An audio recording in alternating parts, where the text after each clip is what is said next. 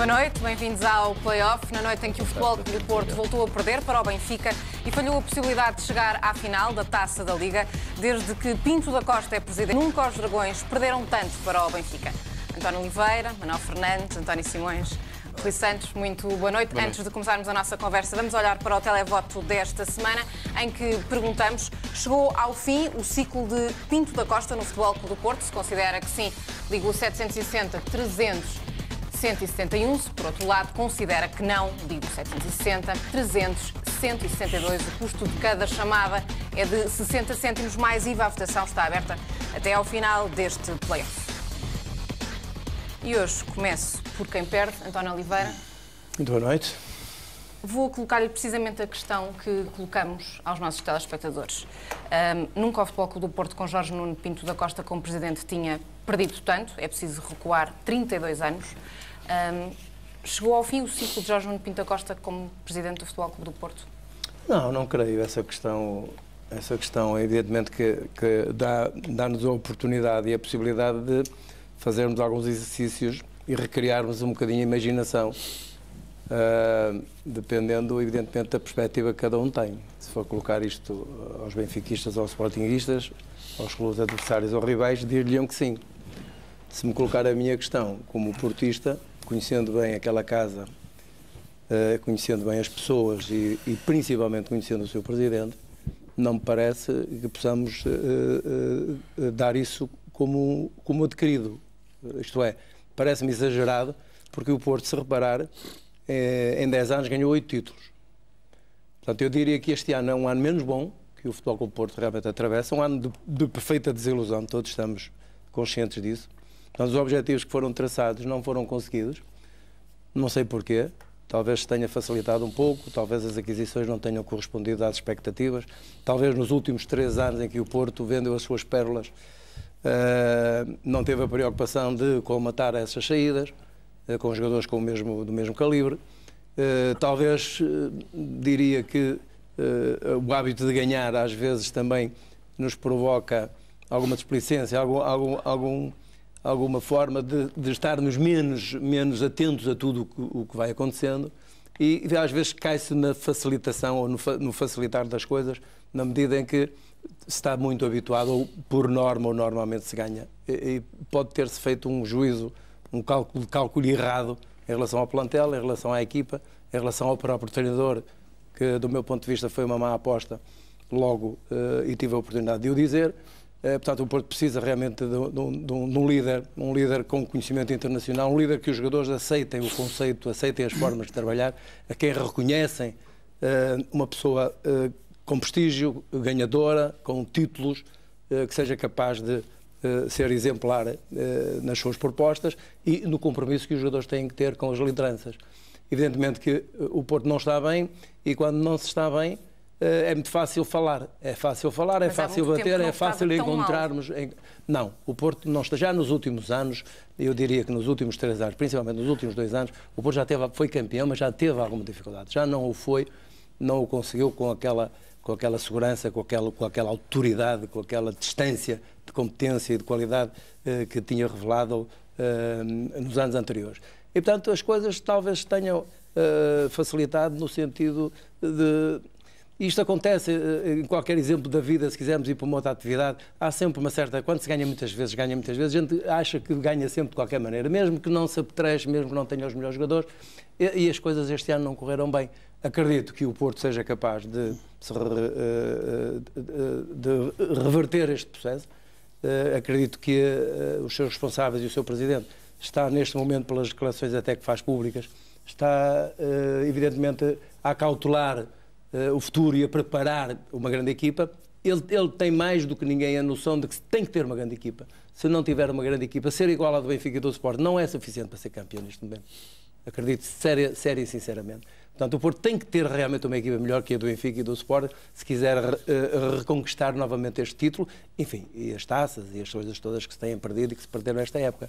Portanto, eu tenho uma grande fé, o Universo Azul, os portistas acreditam no Presidente, acreditam nas suas medidas, acreditam naquilo que ele tem feito durante estes anos todos, embora reconheçamos todos, com alguma desilusão, com alguma tristeza, que este ano não foram bem feitas as coisas. Houve realmente aspectos que foram descurados, houve aspectos que não foram acautelados, e paga-se a fatura no futebol, como é evidente, quem é melhor tem sempre tendência para ganhar e temos que prestar a nossa vénia ao Benfica que ganhou, foi campeão, está na taça, está em 4 provas, que é aquilo que normalmente é o lugar que é ocupado, esse lugar normalmente é ocupado pelo Futebol Clube do Porto, este ano infelizmente não é, o próprio Sporting aproxima-se, já não é um outsider, vai ser também no ano que vem, na próxima época, provavelmente um candidato ao título, tal como o Benfica e o Porto, e portanto é nessa medida que eu acho que o Futebol Clube do Porto tem que ter a noção de que tem que realmente reforçar a sua equipa, tem que reforçar a equipa com bons jogadores, com jogadores que não sejam experiências, com jogadores que se adaptem ao futebol português e às competições europeias. E, enquanto líder, este é o meu ponto de vista, a minha análise é a perspectiva que eu tenho, e vale o que vale, como deve calcular. O Porto não pode fazer plantéis, não pode fazer equipas, nem ter treinadores onde o objetivo, onde a sua esfera não seja a Champions.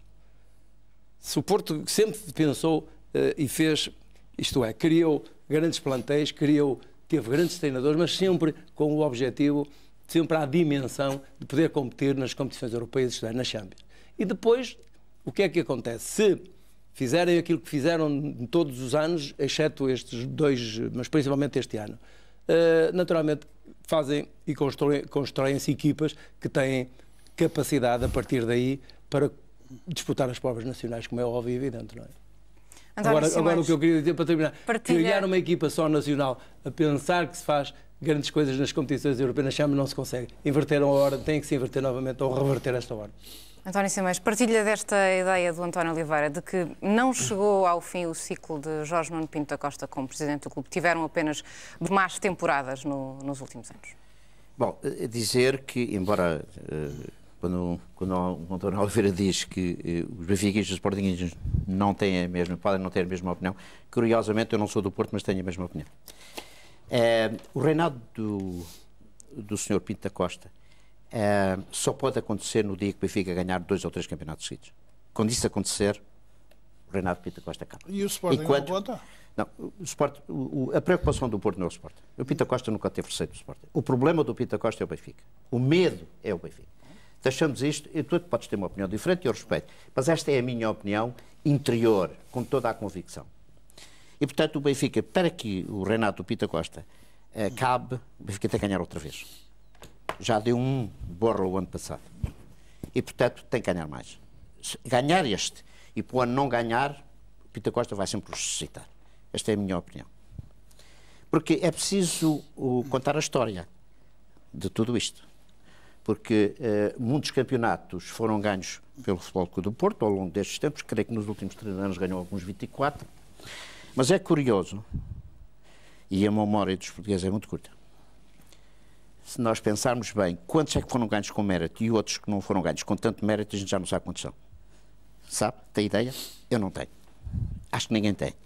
Portanto, o que eu quero é dizer... Rui Santos deve ter uma ideia, mas vai dizer o que eu quero dizer o seguinte, é que, de facto, as coisas parecem que se alteraram, mas o tempo encarrega-se de, se efetivamente o Benfica continuar com este plantel e também com, enfim, com um bocadinho de vento a favor aqui ou lá, poderá efetivamente mudar as coisas. Vamos ver, eu estou otimista, como é lógico, mas não gosto de me pôr a carroça à frente dos bois. Vamos ver para o ano o que é que vai acontecer. Rui Santos. Bom, nós temos que ser objetivos e olhar para os factos. E os factos apontam para uma temporada absolutamente singular, negativamente, do Futebol Clube do Porto. Isto é incontornável. Se juntarmos a isto alguns argumentos já foram aqui aduzidos, que têm a ver com o facto do Futebol Clube do Porto já nas últimas épocas ter tido algumas dificuldades de afirmação. Todos nos lembramos que claramente aquele golo do Kelvin resulta de um jogo de futebol, foi um momento épico para os portistas, mas salvou o Futebol Clube do Porto, francamente, de uma época complicada, porque quando o Benfica vai ao Dragão na época passada, tinha feito uma boa época, vamos dizer que estava a fazer uma boa época, e aquele último lance do Kelvin mudou tudo. E, portanto, o que eu julgo é que há um conjunto de sinais que apontam para grandes dificuldades do Futebol Clube do Porto. Eu concordo com o António Simões quando ele diz que, para se aferir a questão do fim de ciclo, é preciso que o Benfica ganhe mais vezes. Isso é verdade. Podia ter ganho o ano passado, não ganhou. Ganha este ano, sendo que a época vai ficar dependente do número de títulos que o Benfica conseguir, para além do Campeonato Nacional. Obviamente que isso é importante, até porque se conseguir ganhar todas as provas em que está envolvido, fica a um título de apanhar o Futebol Clube do Porto em termos globais, em termos da contabilidade global, mas para mim é indissociável esta ideia de que o grande responsável pela má temporada do Futebol Clube do Porto não pode ser Paulo Fonseca, não pode ser Luís Castro. Obviamente que o grande responsável pela má época do Futebol Clube do Porto é o seu presidente, é Pinto da Costa. E, portanto, objetivamente, se ele foi sempre, digamos, o guardião, o beneficiário das boas críticas que lhe foram feitas, e muito justamente em relação àquilo que o Futebol Clube do Porto conseguiu realizar nos últimos anos na história do futebol em Portugal, também é bom não se afastar a ideia de que se o principal responsável é o responsável para as coisas boas, também tem que ser o responsável para as coisas más. Agora, o que eu acho preocupante no Porto é, depois dos sinais que foram emitidos desde a época passada, não se ter feito aquilo que um grande líder faz numa circunstância em que o Futebol Clube do Porto começa, digamos, a abanar. Isso para mim é que foi preocupante. E são preocupantes também alguns sinais que têm a ver com a gestão do futebol profissional no Futebol Clube do Porto. Isto é, a dificuldade que o Futebol Clube do Porto conheceu nos últimos tempos em termos de equilibrar o seu plantel, continuar a fazer boas apostas no futebol profissional, em termos de compras e vendas. E depois, uma coisa que me parece clara, e agora já há uns sinais na comunicação social, que tem a ver com a própria coesão interna. O Futebol Clube do Porto sempre conseguiu marcar uma diferença clara, sobretudo para os clubes de Lisboa. Sempre muito preocupados e muito vitimados, vamos dizer assim, com guerras palacianas, guerras internas. O Porto nunca teve isso. Ou, se teve, disfarçou sempre muito bem. E neste momento começa a haver sinais claros de falta de coesão. Isso é o princípio da degradação, digamos, coletiva de uma organização.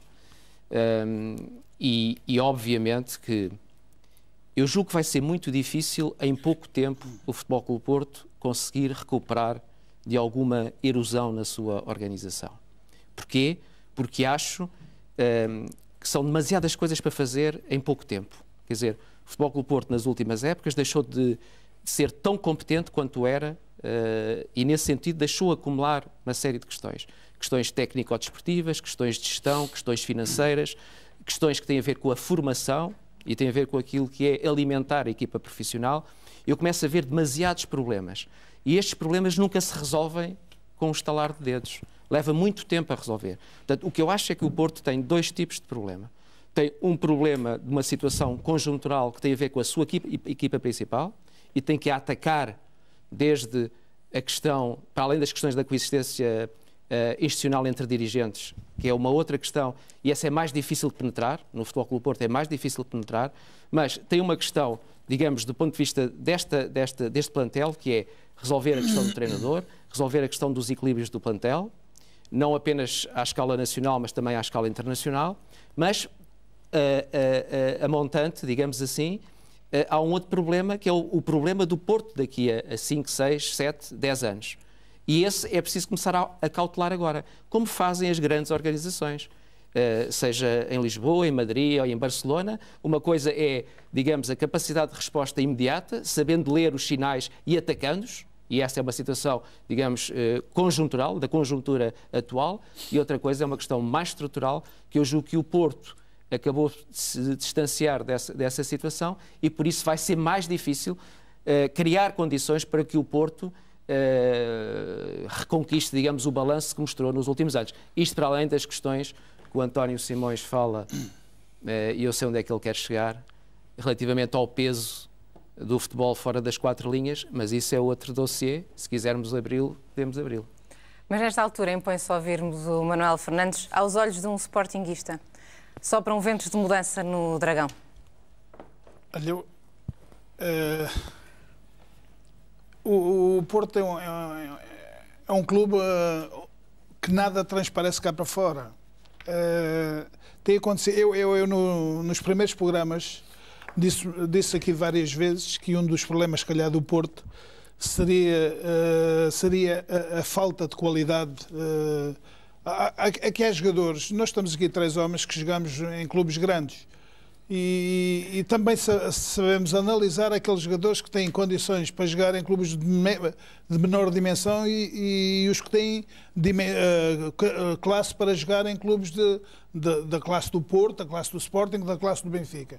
E, portanto, eu penso que ao Porto faltou se calhar isso, as ausências daqueles jogadores que foram bem vendidos pelo Porto. O Porto financeiramente fez bons negócios, vendeu-os bem, mas não foram colmatados em termos de potencial futebolístico.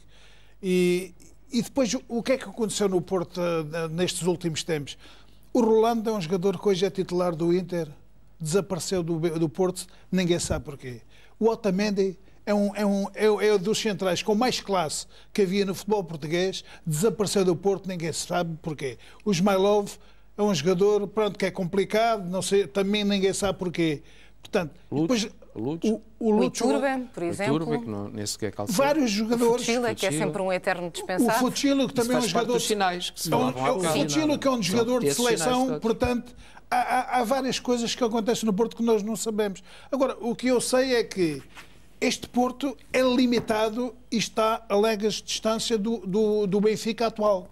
O Benfica atual hoje demonstrou, como tinha demonstrado noutros tempos, isto é uma coisa que é inédita na vida, se calhar, do futebol do Porto. O Porto perder com o Benfica pode até ser normal. Agora, perder 2 vezes com o Benfica, com 10 homens, isto é que é normal. Portanto, isto é motivo de reflexão, de grande reflexão, para as pessoas do Porto analisarem onde está o problema. A minha opinião é que o Porto, até chegar ao Quaresma, em termos de valor individual, é extraordinário, é um excelente jogador.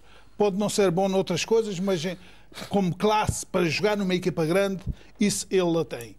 Mas é muito pouco o Jackson, porque o Porto, do meio campo para trás, tem até jogadores de nível de seleção, de seleções. Todos os jogadores que jogam na defesa do Porto, atualmente, até têm um certo nível, mas eu penso que é o Porto... jogam todos nas seleções? Nas seleções, mas eu penso que o Porto, neste momento, está... Não direi, eu penso que... não conheço bem, mas sabendo como trabalha Pinto Costa, penso que ele vai naturalmente apetrechar-se para, na próxima época, as coisas mudarem, porque senão as coisas correm mal para ele. Eu julgo que o Porto, esta época foi uma época anormal, é uma época que se calhar não tinha acontecido em muitos anos, há muitos anos no Porto. O António há bocado disse que desde 82 não aconteceu uma época destas, mas de facto, ainda hoje no jogo 2, eu vi um Porto na primeira meia hora a jogar com dinâmica, com velocidade, com intensidade, com apoios, com cruzamentos, a jogar bem. E quando o Benfica leva um jogador expulso, e aqui eu penso que o treinador do Benfica é muito inteligente. Neste momento já estamos a ver imagens. O treinador do Benfica é muito inteligente.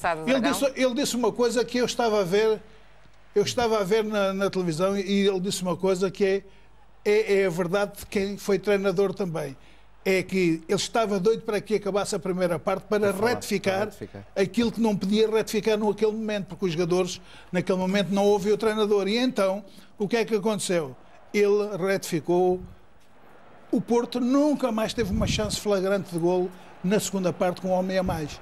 Portanto, naturalmente que o Benfica, jogando com as segundas escolhas, não direi as segundas escolhas, mas fez descansar, o que não é normal, fez descansar no 90%. Jogou com 3 dos habituais titulares, continuarmos a se o Oblak for considerado titular, porque normalmente às vezes joga o Aqueles que vão jogar na quinta-feira, joga só o Oblak, o Rubén Amorim, o Lima e o Siqueira. Os 4 que jogam, não jogam mais nenhum. E o Oblak não joga, é o Artur Moraes que joga nos encontros da Liga Europa. Jogo é capaz de jogar o Artur. Portanto, pelo menos na quinta-feira foi assim. É uma coisa incrível. Eu penso que isto nunca aconteceu na vida do Porto, estas duas situações. Hoje, o que eu senti desta equipa do Porto é que A partir de determinada altura sentiram-se impotentes para... Agora, tenho que realçar o trabalho de um jogador que acabou por falhar um penalti, mas que foi um gigante dentro do campo, foi o melhor jogador em campo. Para mim, a minha opinião vale o que vale. Foi o André Gomes. O André Gomes fez um jogo extraordinário. Ele em Júniores eu vi-o jogar à frente do número 6, mas ele agora está a jogar no número 6. E o Jesus tem um olho para estas coisas extraordinárias. Todos os jogadores que ele escolhe para jogar a 6 enquadram-se no perfil, transformam-os todos. É o número mágico dele. É capaz de ser, é capaz de ser. André Gomes, que curiosamente já passou pelas escolas do Futebol Clube do Porto. É o número mágico dele. António Oliveira, como é que se justifica esta derrota? Tudo bem que foi nas grandes penalidades, mas o Porto teve a jogar mais de 1 hora contra 10 jogadores. Não se justifica. É injustificável. Mas temos que encontrar algumas justificações. Falta de confiança. Um bocadinho de tudo. Deixa eu ver se eu consigo encontrar a imagem correta. Este quadro é colocado há uns tempos era uma coisa completamente impensável. Impensável, quer dizer, o Porto teve uma boa primeira parte, teve imensas oportunidades de fazer gol, mas não fez. Teve a oportunidade de corrigir os seus erros ou os seus falhanços, a sua má pontaria na segunda parte, nomeadamente a partir da altura em que o Benfica fica reduzido a 10 unidades, também não fez, não conseguiu, não teve competência para o fazer. E, portanto, quando assim acontece, a gente dificilmente consegue encontrar uma explicação a não ser dar o mérito ao adversário e reconhecer que os outros foram melhores que nós. Porque esta história da sorte e do azar, isso é um bocado... Acho que é um bocado fora de uso. Porque o Porto teve chances e não concretizou. Não concretizou porque os seus jogadores não têm competência, não tiveram competência, se calhar não têm o valor que nós achamos ou que gostaríamos que tivesse. Por exemplo, Jackson Martínez, que esteve claramente apagado e falhou até um penalti. Falhou tudo, toda a gente falha, depois entra-se num falhanço coletivo. Quer dizer, quando não há confiança, quando as pessoas, e os jogadores nomeadamente, que são como os meninos, são brinquedos, perdem a confiança nas coisas, perdem a motivação para as coisas, perdem... digamos que aquela confiança que lhes é transmitida, que sempre lhes foi, eles próprios começam a questionar-se em relação ao seu próprio valor. Porque a gente, repare, eles são altamente pressionados todos os dias. Todos os dias as páginas de jornais acham que eles que são fantásticos, são jogadores de seleção, que são uns tipos mirabolantes, fazem coisas fantásticas e magníficas. Chega-se à prática, não fazem, não conseguem. Reparamos que alguns dirigentes, não cito nomes, porque hoje é um dia que estou de luto, e não quero fazê-lo, que vamos ganhar ainda muitas provas e depois perde-se. E depois repete-se, voltamos a pensar que vamos novamente ganhar e voltamos a perder. E, portanto, isto tudo, se considerarmos que uma equipa de futebol não é só uma equipa de futebol, que é um conjunto de pessoas, que é um conjunto organizado, que é um conjunto em que os seus gestores, os seus treinadores, os seus líderes, todos têm que estar em sintonia, todos têm que assumir um determinado compromisso e têm que definir claramente os seus objetivos. A verdade é que o Porto não atingiu nenhum desses objetivos. Ora, isto para equipas que estão habituadas a ganhar, que chegam de fora, já sabem que só há 2 palavras, ganhar, e a segunda é ganhar novamente. Já chegam ao Porto entrosados, já imbuídos de uma mística que lhes é transmitida antes de chegarem ao clube. O que é que se verifica neste momento? Nada disso está a acontecer. Portanto, não está nada disso a acontecer. E, portanto, e tudo isto retira aquela confiança. Retira a confiança aos jogadores, retira a confiança aos treinadores, aos próprios dirigentes, que a partir de um determinado momento também não devem saber muito bem por onde é que devem pegar nas coisas, e à massa associativa, como é evidente, que é o grande juiz de todos os clubes. E, portanto, António Oliveira, a partir daí é uma cadeia de felicidades e de azares. Do Porto, a dizer que nesta altura falta mística dentro do balneário do Futebol Clube do Porto. Mas a mística, se ganharmos, ela existe. Repare, se nós... Eu nunca ouvi dizer que com estrangeiros ou sem estrangeiros que os clubes não tinham mística. Porquê é que agora não há mística? Porque os jogadores portugueses saíram. Não foi só por isso. Foi porque mas é também. Não, o início aí é o início. Aí começa o início. Aí começa, não. Esse é o início. O Alexandre, não foi? Começam a perder este jogo. Mas, entretanto, quando se contrataram... Quando começaram a ser jogadores portugueses e se contrataram jogadores estrangeiros ao mesmo nível ou melhores, a mística manteve-se. Claro. Exatamente. Só que nos últimos anos perdeu-se essa mística. Quer dizer o quê? Igual a... Perdeu-se a qualidade e a categoria dos jogadores. Mas como é que se justifica, por exemplo, a partir daí que nós nem saibamos, é preciso quase fazer um esforço para perceber quem é que é o capitão do Futebol Clube do Porto atualmente? Porque hoje, por exemplo, foi o Maicoma. Já vimos o Fernando como capitão, já vimos o Mangalá como capitão. Desde que Elton está lesionado e Clube já saiu... Com o devido respeito pelas coisas e pelas pessoas que estão ali a fazer o melhor, como é evidente, todas imbuídas de um espírito enorme, é a história da tentativa e erro. Fazemos agora, não resulta. Vamos tentar outra, vamos fazer uma nova tentativa. Portanto, isto é realmente um bocado o desnorte das coisas. Portanto, o que é que isto quer dizer? Quer dizer que, e digo isto com alguma mágoa, com alguma tristeza, portanto, o Porto precisa de rapidamente se reorganizar, aproveitar esta fase menos boa. As crises, aliás, são cíclicas, e nisso eu acredito, mas tem alguma parte, se quisermos, pode ter alguma parte benéfica, se o Porto, como eu espero, pelos exemplos que temos do anterior, isto é, do passado, que se consiga reorganizar novamente e rapidamente, de maneira que para o ano se apresente na máxima força, competitivo, com ganância, com mística, e a mística só pode ser trazida ou devolvida ou voltarem a ganhar. Se voltarem a ganhar. E para se voltar a ganhar tem que ser os melhores jogadores. E para ser os melhores jogadores tem que se fazer investimento. Para fazer investimento tem que se ter dinheiro. Para ter dinheiro tem que ter quem invista nos projetos. E é tudo este projeto que começa a ficar um bocadinho em causa. Do meu ponto de vista, começa a ficar um bocadinho em causa. Porque os ainda tem que jogar um dá a play-off. sensação que os passeios estão a acabar. Começa a ficar um bocadinho de acesso à Liga dos Campeões. Do próximo ano. Mas o Porto vai investir na próxima época, naturalmente. Vamos ver. Tem que investir. Tem que fazer. Não tem muito mais para vender, percebeu com este naipe dos jogadores, Manuel, não é campeão.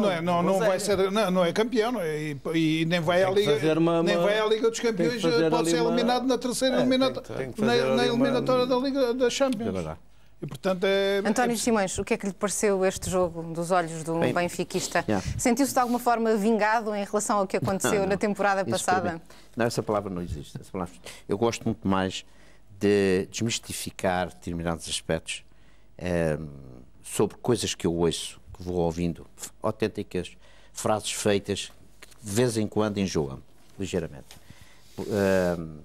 Dizer-lhe o seguinte: a primeira parte, o Porto teve muito melhor, criou algumas oportunidades, oportunidades essas que não foram assim tão flagrantes como comentários que eu ouço.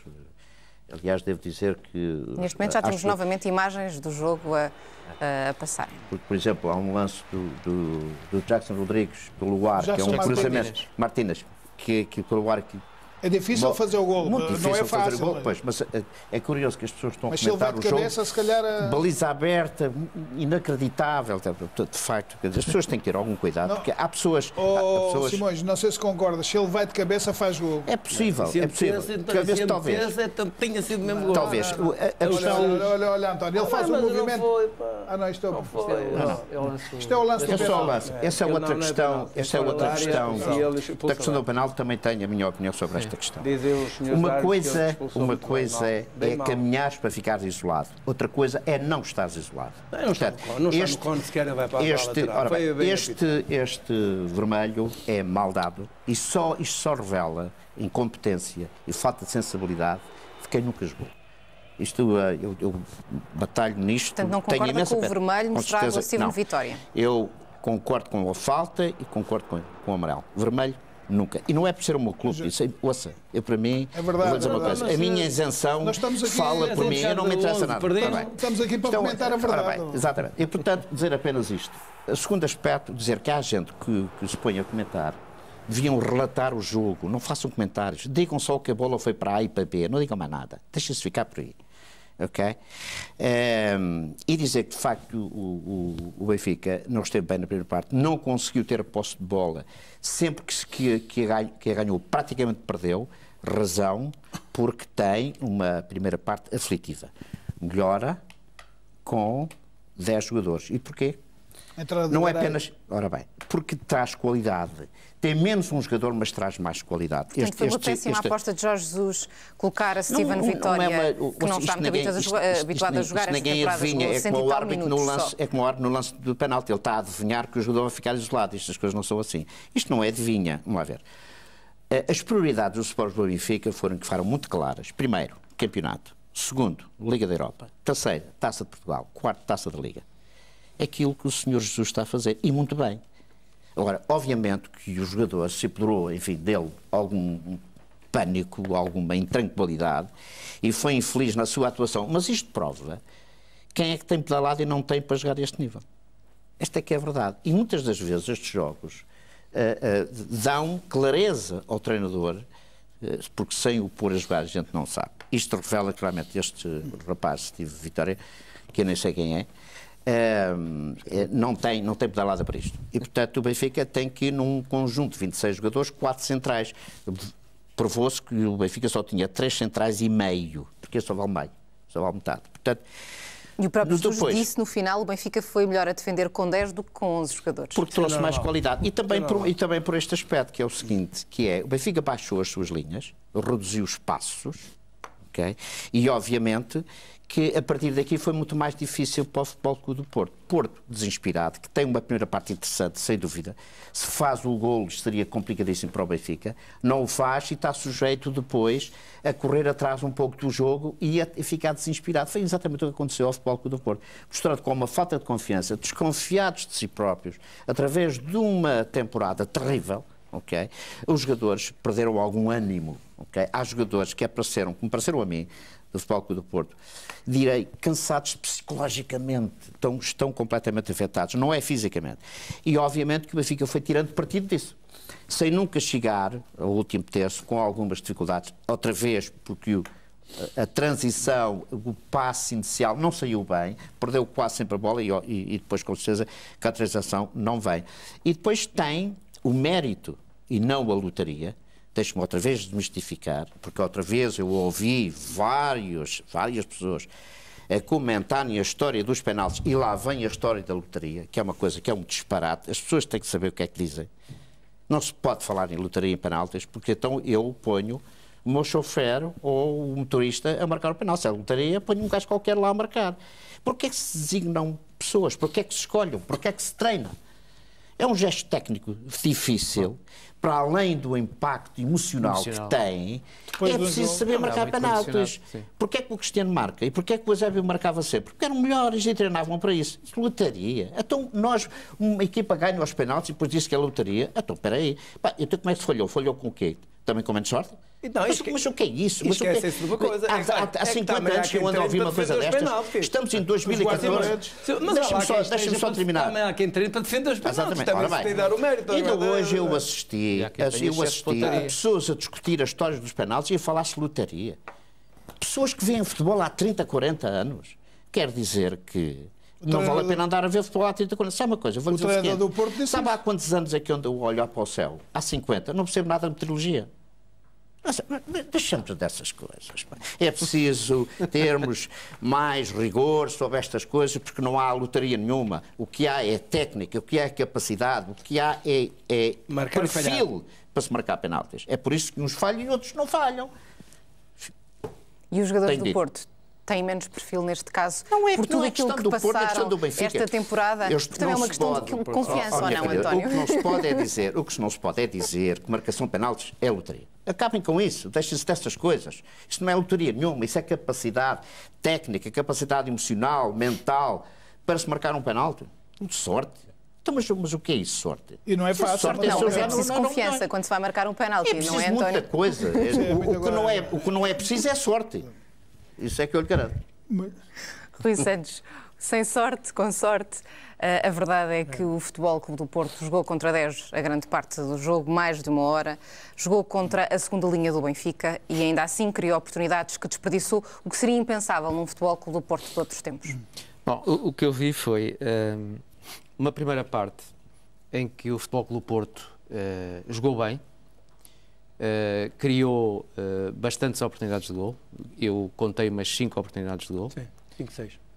Com um futebol solto, com uma equipa que jogou para a frente, procurou o golo, mas que não concretizou. E, portanto, até ao momento da expulsão, acho que o Benfica teve muitas dificuldades em jogar um futebol coletivo. Aliás, há um gesto por volta dos 18 minutos, em que aparece o Jesus a dizer para a equipa se agregar, porque claramente havia ali má gestão em termos de posicionamento dos jogadores. A gestão do espaço estava a ser mal feita pelos jogadores do Benfica. E a certa altura o Jorge Jesus dava sinais de exasperação, porque a equipa não estava a responder de acordo com as exigências do jogo. Mas este jogo mostrou claramente que o Benfica o abordou a pensar no jogo de Turim. Completamente. E tinha que o fazer. E aqui entra claramente a boa gestão que o Jorge Jesus está a fazer. Muito boa gestão. É evidente que com um jogo na quinta-feira, que pode valer uma final da Liga Europa, o Jorge Jesus tinha que fazer, quer dizer, tinha que respeitar o adversário como respeitou, tinha que olhar para dentro do seu plantel e encontrar soluções que não comprometessem o jogo de quinta-feira. E isso foi fundamental e foi a aposta certa. Eu acho que o Jesus foi lá para perder por poucos. Pá. A equipa que apresenta é para perder por poucos, para pensar no jogo de quinta-feira. Vamos ver. Foi bem isso que o Jesus foi lá para isso. Eu tenho a certeza absoluta. Ele foi a pensar no jogo de quinta-feira. Eu tenho a certeza perder absoluta. Poucos, não envergonhar o Benfica. Eu acho que foi a pensar que podia acontecer o que aconteceu. Eu tenho a certeza absoluta que o Jorge Jesus vai para o Dragão, não vai a pensar em perder. Ele vai pensar, leva uma equipa, a melhor equipa que ele acha que pode reunir, considerando o jogo de quinta-feira, e discutir o jogo do Futebol Clube do Porto. Isso eu não tenho dúvida nenhuma. Aliás, é a minha leitura, obviamente. Aliás, o Mourinho, agora em Liverpool, faz exatamente a mesma coisa. Está a pensar no jogo da Champions e joga em Liverpool, aliás, com um compromisso, digamos, com os responsáveis pelos donos do clube, com uma equipa que é uma equipa que lhe dá garantias, mas que não é a melhor equipa do Chelsea. E chegou lá, bateu-se e ganhou. E, portanto, eu acho que pode roubar o campeonato ao Liverpool desta forma, displicente. Eu acho que não é displicente. Porque o que faz a diferença é depois a atitude da equipa no seu coletivo, a atitude dos jogadores. O que eu acho é que aquela expulsão teve um efeito contraproducente para o Porto. Porquê? Porque o Jorge Jesus não muda logo, não muda imediatamente. Deviam ter memória do que aconteceu no jogo da Taça de Portugal. Mas grita lá para dentro. Ele dá claramente sinal de não estar contente com o rendimento da equipa. A equipa está muito esticada. E é quando o Benfica começa a jogar com 10 unidades. Onde é que apareceram as oportunidades do Benfica? E sobretudo, por isso é que alguém disse, acho que foi o António, que o Jesus estava à espera do intervalo. E na verdade, foi o Manel. E na verdade, assim foi, porque na segunda parte, o que é que o Jorge Jesus e o Benfica fizeram? Fizeram também, e agora lá vem o Mourinho outra vez, aquilo que mais ou menos o Mourinho fez em Madrid, não tanto, quer dizer, não pôs o autocarro, mas pôs o minibus. Porquê? Porque tinha que ser, ele tinha que se defender. Ele jogou, a partir da expulsão, joga em 4-4-1, não é? Joga em 4-4-1, sendo que o Cardoso, quando é substituído, ele mete inicialmente o Markovic, mas depois mete o mas Ivan depois Cavaleiro. Percebe que o Markovic também não encontra, aliás, ele diz isso na conferência de imprensa. Não, é porque o Ivan Cavaleiro já estava desgastado. Já estava desgastado. O Ivan Cavaleiro já estava desgastado. Tudo. E ele, o que é que ele faz? Ele até para jogar as linhas, xadrez no tabuleiro. Hoje deu para tudo. E acaba por roubar o espaço todo à equipa do Futebol Clube do Porto. E, deu portanto, para tudo. Eu acho que há uma grande gestão em termos do plantel do Benfica. Acho que também, de alguma maneira, isto privilegia aquilo que é uma vitória do plantel do Benfica, a pensar no jogo de quinta-feira. E acaba por resultar muito bem. Acaba por resultar muito bem porque, psicologicamente, o Benfica, depois de ter conseguido o apuramento para a final da Taça de Portugal, depois do bom jogo que faz com as Juventus na primeira mão, embora com um resultado complicado, depois desta vitória sobre o Futebol Clube do Porto, eu julgo que o importante agora é o jogo de quinta-feira e, para esse jogo, o Jorge Jesus tomou todas as cautelas no sentido de apresentar a melhor equipa que o Benfica até tem. No final, na conferência de imprensa, diz que sacrificou a meia-final ao tirar o Lima, por exemplo, e ao deixar o Oscar Cardoso em campo. Ele disse isso, mas o que significa que na cabeça dele está, de facto, o jogo de quinta-feira. Ele teve sempre. Rui, estás a falar do Zé Mourinho. Aquilo que o Zé Mourinho fez em Madrid, eu sou uma pessoa que gosta de analisar como é que as equipas jogam, principalmente quando têm grandes treinadores como o Mourinho e como o Jesus. São treinadores que quando têm que jogar futebol, jogam futebol, quando têm que jogar jogam taticamente. E isso é que é um treinador. E, portanto, analisei o trabalho do Mourinho nestes 2 jogos e hoje tirou o título ao Liverpool com uma equipa também... não direi de segunda escolha. Mas há uma grande diferença entre o Mourinho e o Jesus. Na minha opinião, há uma grande diferença entre o Mourinho e o Jesus. Há uma diferença. Põe a equipa a jogar futebol, o outro põe a outra equipa... Não. O Mourinho põe as equipas todas a jogar futebol. Há uma diferença. O Jesus põe... Eu gostava de dizer uma coisa do futebol de Jesus. Mas o Mourinho é único. O Mourinho, o que tem feito ao longo desta vida no futebol é único. Eu tenho visto ao longo do trajeto do Mourinho equipas dele a jogar muito pobres de futebol. Falem. Não digas isso. Ganha, mas com muito pobre futebol. Não, joga futebol. Há uma grande diferença. Para o ano vais ver a equipa do Chelsea com jogadores. Ele este ano apanhou a equipa um bocadinho assim, com jogadores... mas com jogadores é até talento. Todos nós somos bons treinadores com bons jogadores. Ora está. Não é que não somos. Mas eu acho que é uma grande... Mas eu estejas a minimizar. O grande problema... Deixas-me dar a minha opinião em relação à postura do Jesus e do Benfica hoje. Faça favor. Eu estou à porta... Vai falar a minha pouca experiência destas coisas da bola. A minha pouca experiência. O Jesus foi para o estádio do Dragão a pensar na quinta-feira, no jogo da Juventus. Repara uma coisa, o Jesus, e vou dizer porquê, mas eu vou fundamentar, vou dar a minha opinião.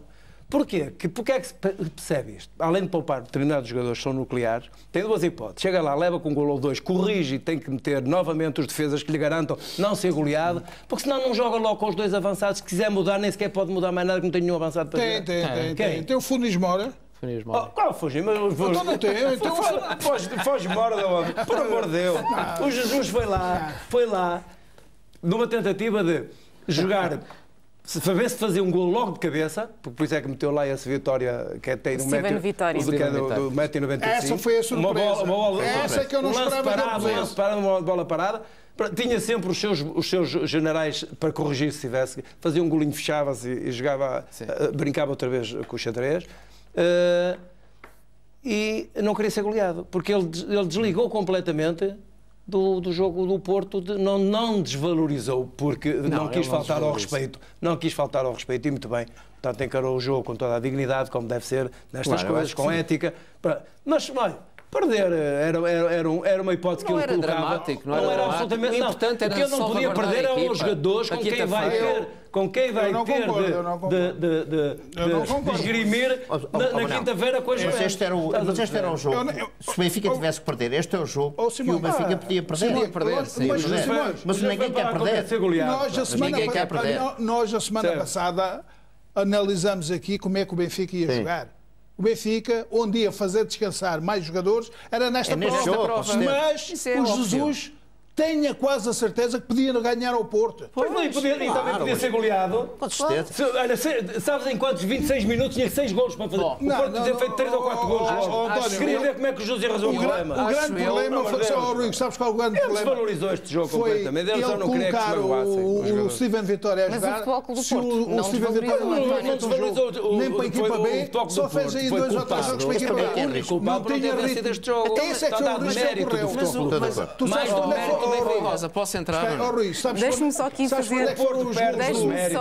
colocar uma questão ao António Oliveira, porque no final do jogo... por demérito, não é por mérito do Benfica, é por Jardel, demérito. O jogador do Benfica, disse que nem a direção, nem os jogadores do Futebol Clube do Porto deveriam estar particularmente tristes com este resultado, porque, na verdade, nunca deram importância nenhuma a esta competição, António. É mesmo assim, a verdade é que esta competição não deram importância no passado, mas este ano era, não digo que era vital para o Futebol Clube do Porto, mas era importante para o Futebol Clube do Porto chegar à final. Que é interessantíssimo na vida e em tudo se aplica também no futebol. Pela boca morre o peixe. Não se pode subestimar, não se pode subvalorizar, não se pode deixar de dar mérito a quem tem o mérito quando se vence. Exatamente. Não se pode fazer isto. E, portanto, eu não acredito em determinadas coisas e muito menos na sorte e no azar do jogo. Eu começo por aí. Mas depois que há coisas que realmente nos põem a pensar, existem. E, portanto, o Porto, se não estava interessado, desvalorizou, andou a desvalorizar, não pode depois dizer que quer ganhar, porque os próprios jogadores absorvem esta mensagem. O próprio jogador, se formos para a psicologia, se formos falar um bocado mais sério destas questões, que não é propriamente este programa, tudo o que é dito a um jogador, tudo o que é dito a um jogador, ele absorve como uma criança. E, portanto, se os jogadores interiorizarem a ideia, porque leem os seus responsáveis dizer que aquela taça não presta, que aquela prova que não vale nada, que não interessa ganhar ou que não querem ganhar... Mas este ano não ouvimos responsáveis do Futebol Clube do Porto mas já foi dito... Aliás, recentemente... Mas a comunicação social trouxe isso. Mas recentemente, o Presidente do Futebol Clube do Porto, Pinto da Costa, disse em Espinho que acreditava que o Futebol Clube do Porto ainda ia ter motivos para festejar este ano. Disse isto, obviamente, antes da segunda mão da Taça de Portugal. A Taça de Portugal e tinha esta taça. Haviam duas taças. Resultado, não ganhou nenhuma delas. Rui Santos, eu sei que estavas em lista de espera para falar há imenso tempo. Eu ainda não acabei, pá. Eu só queria... Nós, às vezes, estamos há bocado... Nós, há bocado, estávamos a falar do árbitro. Hoje era o momento de golear o Benfica. Rui, não sei se concordas comigo. Golear. Nós temos que valorizar quando os árbitros também são bons. Sim. E este árbitro hoje... Também jogou o árbitro também. Não, joga. O jogo é bom. Porque o árbitro hoje esteve bem. O árbitro fez muito bem. Isto é dos árbitros que melhor faz a abordagem ao jogo em termos de deixar jogar. Ora, aí está. Ele mostrou poucos cartões. Aos 80 minutos. Eu acho que este árbitro teve ali alguns jogos lá, mas não teve influência no resultado. Não teve influência no resultado. E em termos de ação disciplinar, penalizou um bocadinho o Benfica. A expulsão só. Foi só na expulsão. Também concorda então que o cartão vermelho mostrado a Steven Vitória era um amarelo? Eu não mostrava só por um motivo. Era um amarelo. O futebol, os árbitros ingleses... E este árbitro até arbitra um bocadinho a inglesa. É inglesa. Ele fala bem inglês. É o único. Então, a influência inglesa e irlandesa na Madeira. Este árbitro deixa jogar. Os árbitros ingleses raramente mostram cartões, sabe porquê? Se a gente mostra um cartão logo ao princípio do jogo... Condiciona e, a seguir, se estamos com a intenção de mostrar o segundo, mostra-se o segundo com facilidade. E um jogador a menos, num espetáculo desta grandeza, que às vezes já há grandes espetáculos, perde logo o brilho. E, portanto, um árbitro deve ter cuidado com os cartões para nunca pôr nenhum jogador na rua. Só com ações violentas. E este hoje teve muito bem já assim. Já voltamos consigo, porque agora temos que fazer um intervalo neste play-off. Até já. A seguir.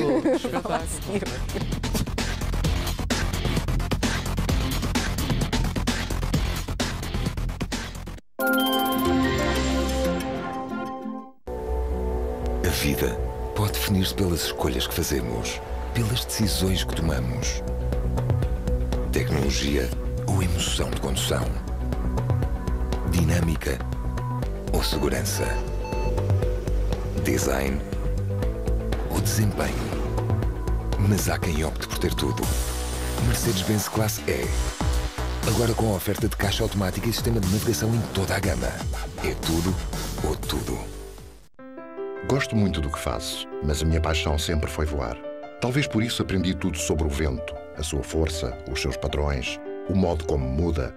E sei que gerir bem investimentos é como voar. É preciso conhecimento, controlo e confiança.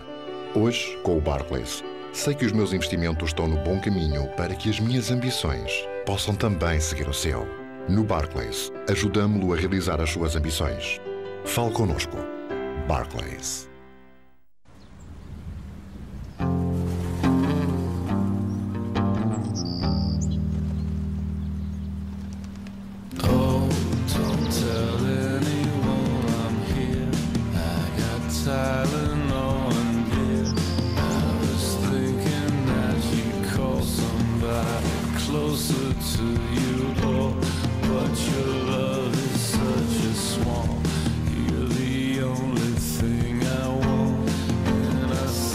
Primavera Sound, nos dias 5, 6 e 7 de junho no Parque da Cidade, Porto.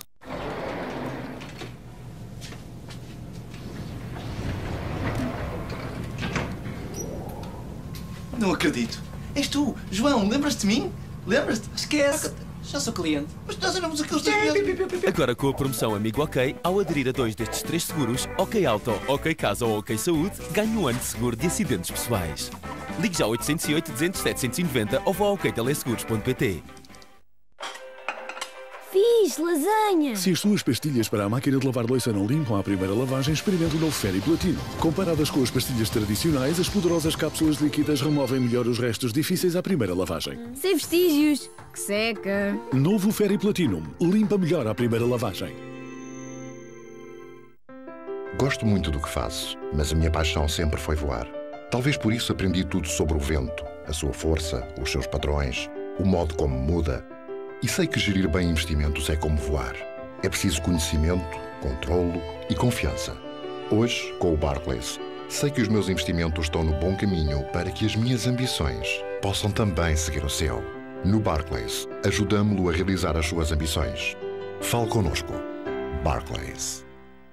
Ainda hoje de manhã, a minha mulher disse que estava com dores. Pensei que não ia conseguir andar, correr ou saltar, mas estava enganado. Novo Voltaren Plast. Todo o poder anti-inflamatório num emplastro único com os 4 benefícios. Embalado em saquetas individuais, ultra fino, com um toque seco e sem odor. Voltaren Plast ganha o desafio contra a dor. Novo Voltaren Plast. A alegria do movimento. Não tem um acidente há 4 anos? Então merece uma recompensa. Venha a Seguro Direto e se é bom condutor, aqui damos-lhe um preço nunca visto para o seu seguro automóvel.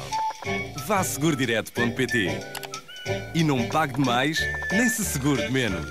Se não se entende, não é Direct.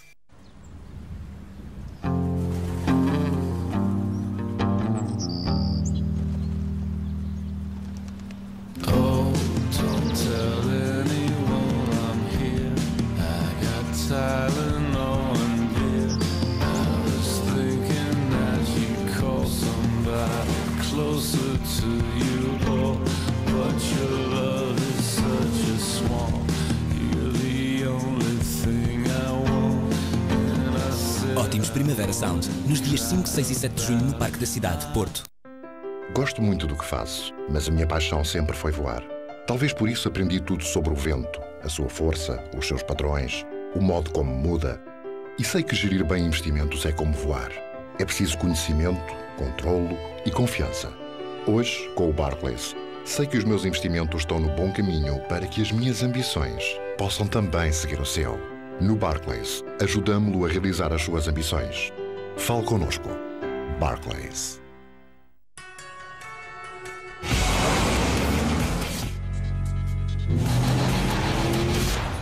Aguentar os cavalos? Nunca. Mazda CX-5 e Volvo Navy 2.2 diesel e 150 cavalos de pura força. Novo Skoda Rapid Spaceback. A eficiência dos motores 1.2 TSI e 1.6 TDI. O conforto do interior mais espaçoso. As condições de financiamento mais desejadas. 0% de entrada. 0% de despesas. 0% de TAEG. 0% de juros. Novo Skoda Rapid Spaceback. Agora com excepcionais condições de financiamento. Até 30 de junho. Skoda. Simply clever. Fome de leão? Nada melhor que poder escolher 4 meias sandes e devorar o menu Maxi Pans Experience com 50% de desconto exclusivo do SAP Voucher. Prima o botão vermelho do comando Mel e compre já um menu para 2 pessoas por apenas 6,55€. Menu Maxi por um preço mini. É com o SAP Voucher.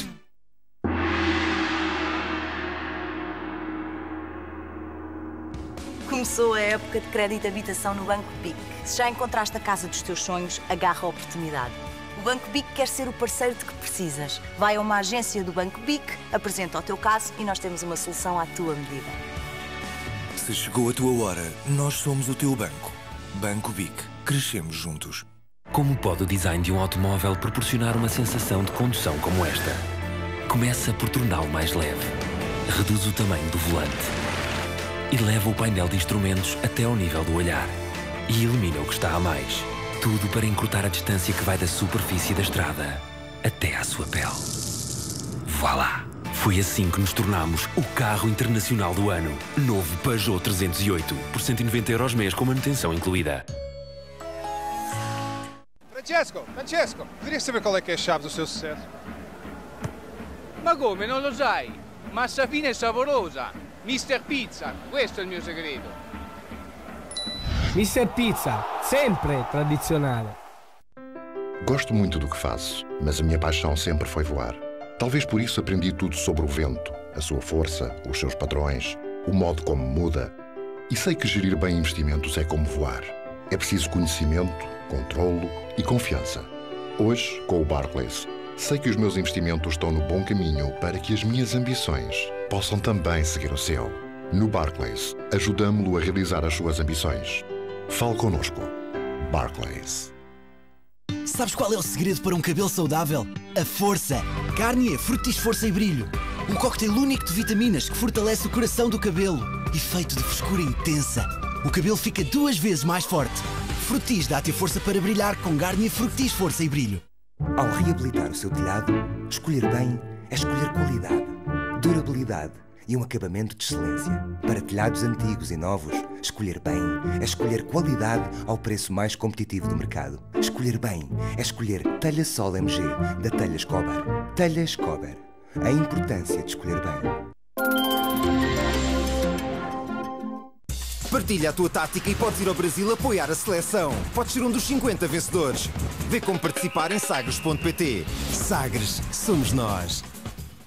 Partilha a tua tática e podes ir ao Brasil apoiar a seleção. Podes ser um dos 50 vencedores. Vê como participar em sagres.pt. Sagres, somos nós.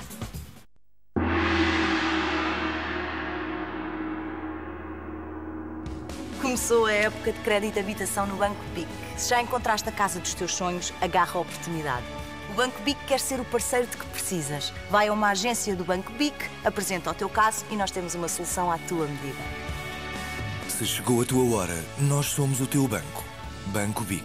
Crescemos juntos. Sabes qual é o segredo para um cabelo saudável? A força! Garnier Fructis Força e Brilho. Um cocktail único de vitaminas que fortalece o coração do cabelo. Efeito de frescura intensa. O cabelo fica 2 vezes mais forte. Fructis dá-te a força para brilhar com Garnier Fructis Força e Brilho. Gosto muito do que faço, mas a minha paixão sempre foi voar.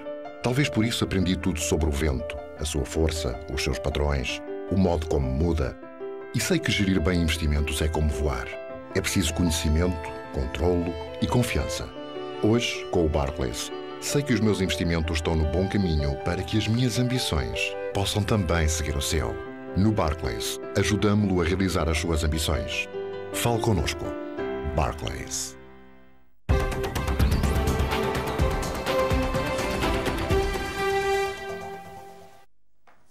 Segunda parte deste play-off, em que estamos a analisar a derrota do Futebol Clube do Porto frente ao Benfica nas meias finais da Taça da Liga.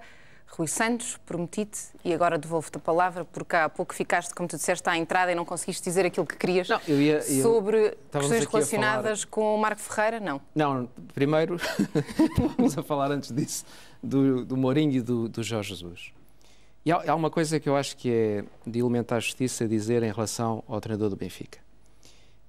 Raramente eu vi a equipa do Benfica jogar à defesa.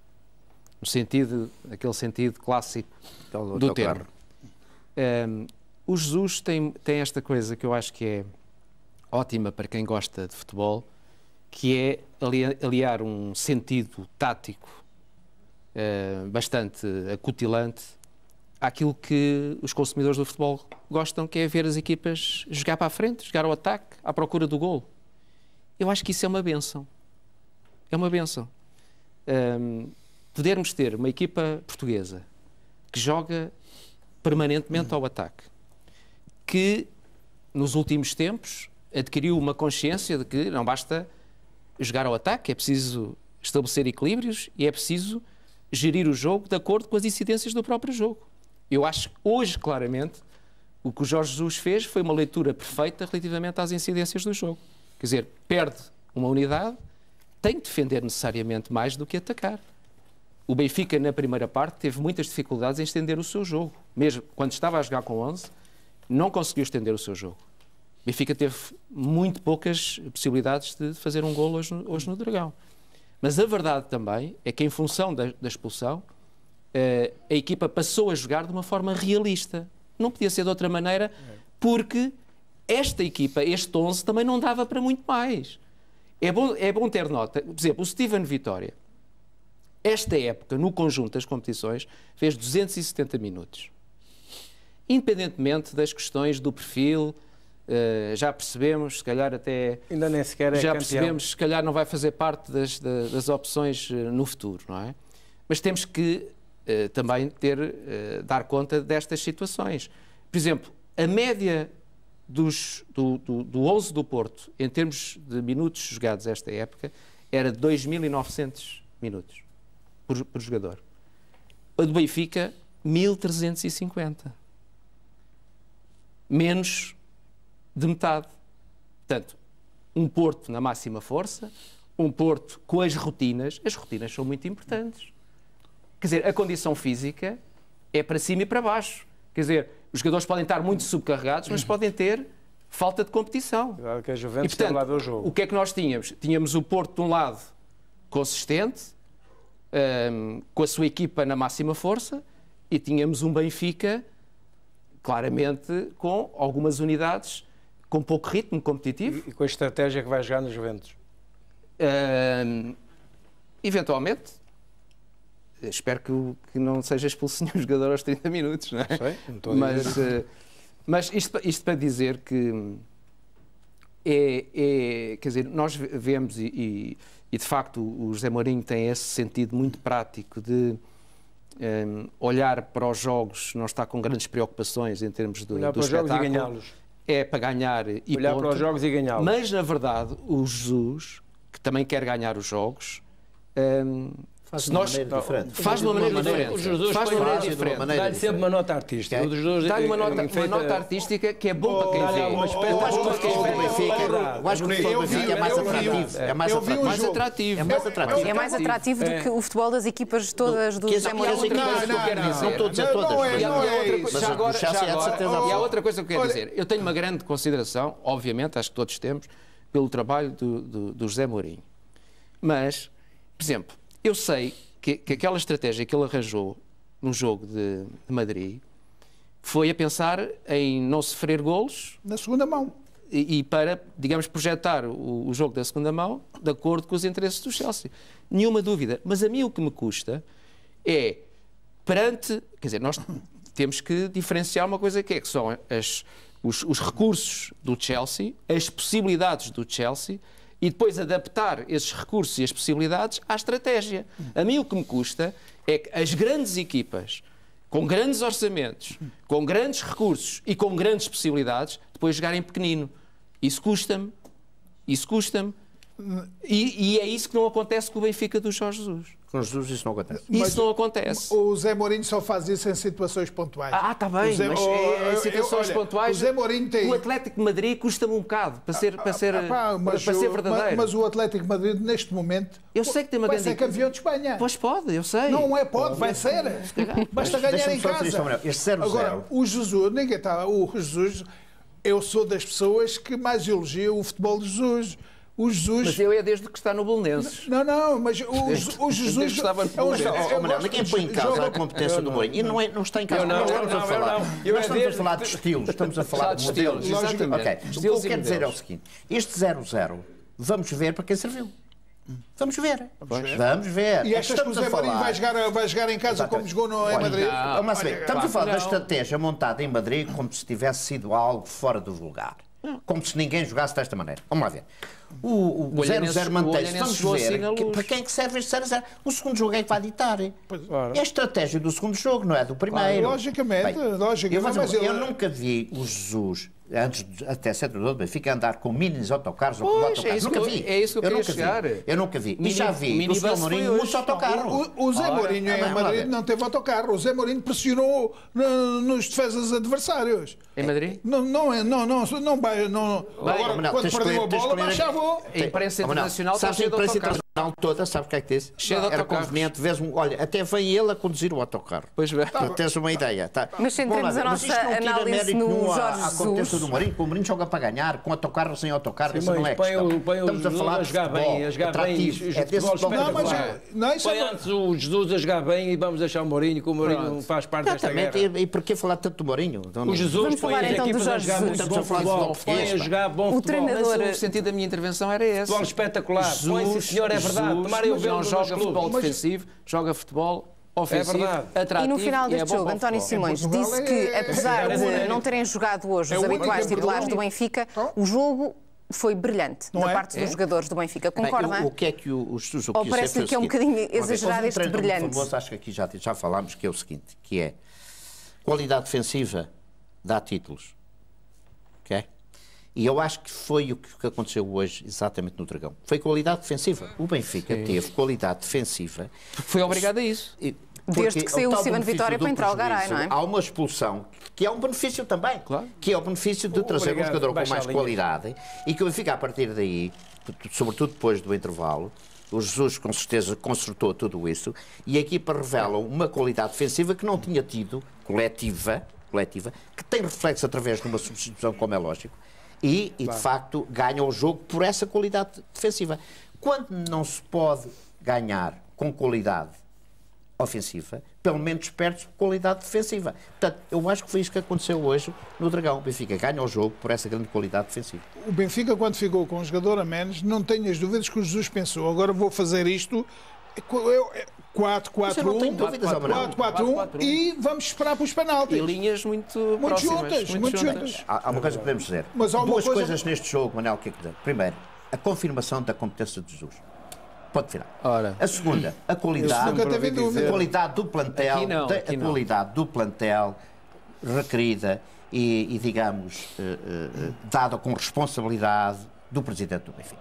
Isto é verdade. Portanto, não vale a pena contestarmos, seja o que for. Há aqui mérito do Presidente do Benfica, que não deixa sair ninguém, que só vende um jogador quando já está afastado da Liga dos Campeões, não mexe em mais nada, não é verdade? E o Jesus que compreende que pode ser campeão.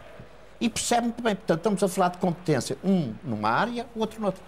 Eu tive dois grandes mestres que me diziam assim: o treinador antes do jogo só pode garantir uma forte consciência coletiva. E eu te dizia assim: o treinador só tem que garantir o 0. Que o resto tem que ser você. O resto faz a você. E o Jesus fez isso.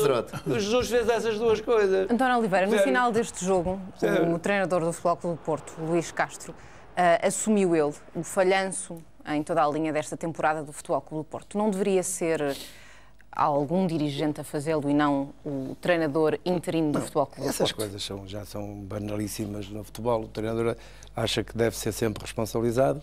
Os jogadores acham que não devem ser nunca responsabilizados de coisa nenhuma, até porque acabam de fazer um duchezinho domingo a mais. O pensamento primeiro é logo, domingo a mais. Já estão a assobiar.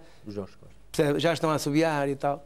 E, portanto, domingo há mais jogos e quê? Agora, os treinadores têm essa missão. Porquê? O treinador é sempre aquela figura que ganha. Quando as equipas ganham, o treinador nunca ganha. É uma parte pequenina dos ganhos. Quando perde, é sempre o treinador que perde, curiosamente. Isto é uma cultura que nós temos enraizada, que do meu ponto de vista está absolutamente errada, distorcida, e que devia também começar a pensar, a se alterar um bocadinho esta visão que se tem das coisas e dos treinadores. Porque os treinadores hoje são gestores. Está-se bem a alterar nos últimos anos, nomeadamente com o José Mourinho, porque a partir do momento que o José Mourinho ganha a Taça UEFA e depois a Liga dos Campeões, passámos a centrar muito mais o discurso no treinador. Obviamente. Portanto, o treinador, se é responsável, também tem que se lhes atribuir os méritos ou o mérito quando ele também é responsável pelos sucessos e pelas vitórias. Felizmente as coisas estão um bocadinho alteradas.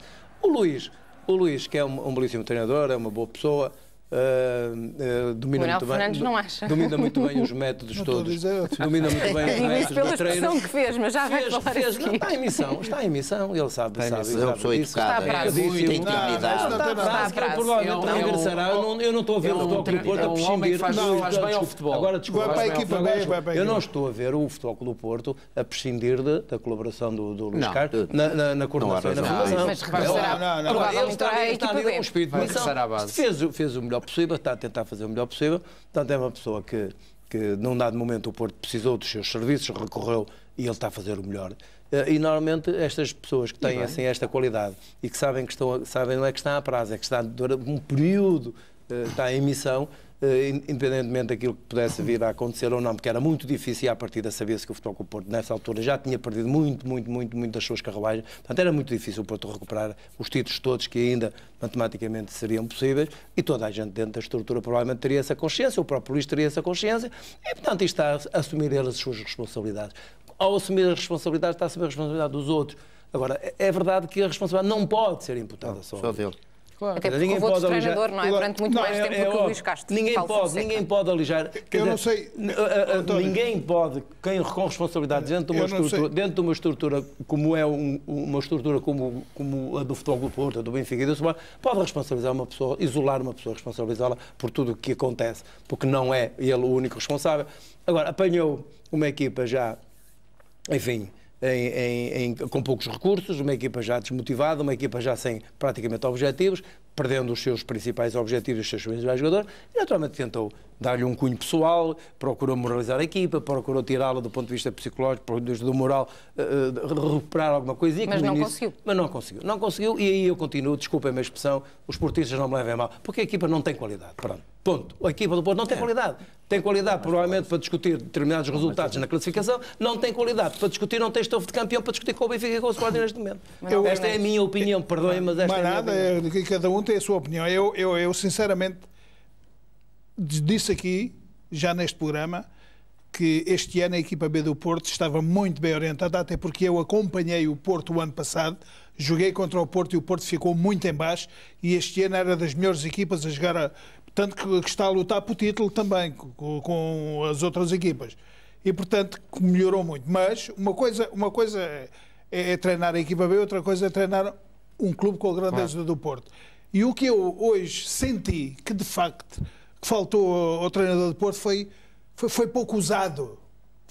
Pouco ousado. Também achei. Hã? Também achei. Uma pessoa que está aos 30 minutos com um jogador também a mais... Também a Taça de Portugal na Luz. Igual. Precisamente igual. Portanto, tem que jogar logo, tem que alterar o sistema de jogo, tem que jogar com 2 pontas de lança. Ele se não gosta de jogar com 2 pontas de lança, prepara a equipa durante a semana para o fazer. Foi muito conservador ao manter o 4-3-3 durante mesmo jogando contra 10. Portanto, com 10 jogadores ele tem logo que fazer isso. Só por isso, mais nada. É uma pessoa que tem um discurso com muita classe, muito educado. Isto pode servir. Pronto, isto pode servir. As coisas também não lhe correram como ele se calhar pensava. Que o treinador é uma peça importante na organização do futebol. Eu acho que Mas Porto... até aqui essa figura era desvalorizada e era apoiada muito na estrutura do Futebol Clube do Porto, sempre se falou muito nisso. Aquela ideia de que a organização, a estrutura faz tudo. Faz o milagre. Ouviu-se muito dizer que qualquer pessoa era treinador, que era vencedor e treinador podia treinar o Futebol Clube do Porto. As equipas precisam de liderança técnica. E acho que uma das grandes ilações que se tem que tirar, não obstante a valia que reconhecemos ao Luís Castro, que é um treinador certamente útil para o Futebol Clube do Porto, mas noutra posição. O Futebol Clube do Porto, claramente, em função do que aconteceu, vai ter que apostar numa figura de referência. E nesse aspecto, qual é que será então o perfil? Então vamos tentar definir o perfil do futuro treinador do Futebol Clube do Porto. Eu já lá vou. Só para dizer isto. Quando se fala do treinador do Benfica, muitas vezes associa-se a ideia de que é um treinador caro. É óbvio que 4 milhões brutos é muito dinheiro. Sai barato. Mas, primeira coisa, a importância de um treinador bem pago para o grupo. Essa coisa do treinador baratucho numa equipa de milhões não resulta. Não resulta até em termos da afirmação da liderança. Já contrariava essa ideia de que o treinador nunca devia ganhar menos. Do ponto de vista da afirmação da liderança, não resulta. Segunda coisa, se este treinador for um treinador que otimiza as qualidades dos seus jogadores e que as respectivas SAD consigam vendê-las no mercado. 200 milhões? Quer dizer, eu tenho sempre presente o exemplo do Fábio Coentrão. Fábio Coentrão veio lá do Rio Ave. O Jesus ninguém acreditava que ele transformou completamente o Fábio Coentrão e o Benfica conseguiu vendê-lo por 30 milhões. Os jogadores que foram vendidos que o Jesus valorizou os ativos. Se fizermos contas a isso, onde é que já está o dinheiro? Não valeu a pena investir num treinador como o Jorge Jesus, que para mim... Agora, provavelmente, o Fábio Coentrão já não vai ser vendido por esse preço. Se ele fosse mais completo, do ponto de vista, enfim, dos seus recursos académicos, etc., seria um dos melhores treinadores do mundo. Não tenho a mais pequena dúvida. Só precisa saber falar inglês. Não tenho a mais pequena dúvida. Os melhores treinadores do mundo. Já está a aprender inglês. O falar inglês não lhe dá a capacidade que ele tem, não é? Montar as equipas, sabe extrair rendimento dos jogadores, treiná-los. O António já está a assumir que o Jorge Jesus vai para a Inglaterra. Tem que... Eu acho em relação não ao sei se perfil. seja a minha opinião. O Porto precisa de um treinador que chega ali e os jogadores o respeitem. Eu já nem sei se é respeito, sem medo. E que respeitem e se calhar um treinador com estatuto, estás a dizer? Claro que respeitem. E lembram-se assim de alguém que enquadre nesse perfil? Estrangeiros há muitos. Eu acho que neste momento é um risco enorme apostar outra vez, quer dizer, no Marco Silva, por exemplo, que foi sempre muito falado. O Marco Silva tem sido muito falado para o Futebol Clube do Porto, mas é um bocadinho à semelhança da escola do Paulo Fonseca. Temos bons treinadores e temos potenciais grandes treinadores. Mas também já percebemos que esses treinadores precisam de passar por várias experiências antes de entrar em clubes como o Futebol Clube do Porto, o Benfica ou o Sporting. Então, mas deveria ser um treinador português? Vai correr o risco que tu estavas a dizer. Vai correr o risco o treinador a ganhar pouco e os jogadores a ganharem muito. Não, mas neste momento... Eu sou um defensor a sério. Neste momento tem que ser um treinador com currículo tarimbado. Mas eu quero nomes. Para treinar o Porto. Portugal. Mas tem que ser um português, deve ser um estrangeiro. António Oliveira tem opinião sobre esse... É assim, nós temos, eu defendo a grande qualidade dos treinadores portugueses. Evoluíram muito, mas extraordinariamente. Isso é indiscutível. Mas uma coisa é para jogar com autocarros. Dá-me licença. Desculpa, vê se estás de acordo com esta minha teoria. Eu acho que o Porto, se quiser encontrar no mercado português, com o devido respeito por todos, porque eu acho que temos excelentes treinadores portugueses, e também devem ter a chance e a oportunidade de se revelar nas grandes equipas. Mas neste momento o Porto vai entrar num processo completamente diferente daquilo que foi até aqui. O Porto, se quiser lutar pelos terceiros e quartos lugares, tem excelentes treinadores em Portugal para contratar, neste momento. Se quiser ser campeão, campeão da Champions, fazer equipas para a Champions, que é esse o grande objetivo do Porto. Tem que ser sempre esse, nunca pode ser o campeonato nacional, nem a Taça de Portugal.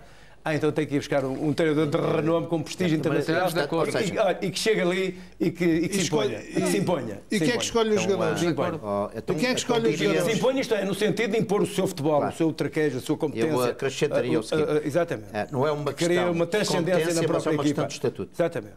Essa é que é a questão. Essa é que é estatuto. E podem avançar alguns nomes estrangeiros, Rui? Já percebemos que o perfil que define, mas o Van Gaal já foi para o Manchester. Em princípio vai para o Manchester United, portanto já está ocupado. Vamos ver se aquele que foi campeão europeu do ano passado, o Bayern, já teve a treinar o Benfica. O Juppink. Se calhar já está velho para isto. Tem 60 e poucos anos. 60 e tal anos já é velho, isso aí. Para os portugueses já é velho. Agora, claramente, estou de acordo com aquilo que eu estava a dizer um bocadinho. Falava-se no Fernando Santos, que já tem algum prestígio internacional, mas está na seleção. Está na seleção, como é que ele pode preparar a equipa do Porto?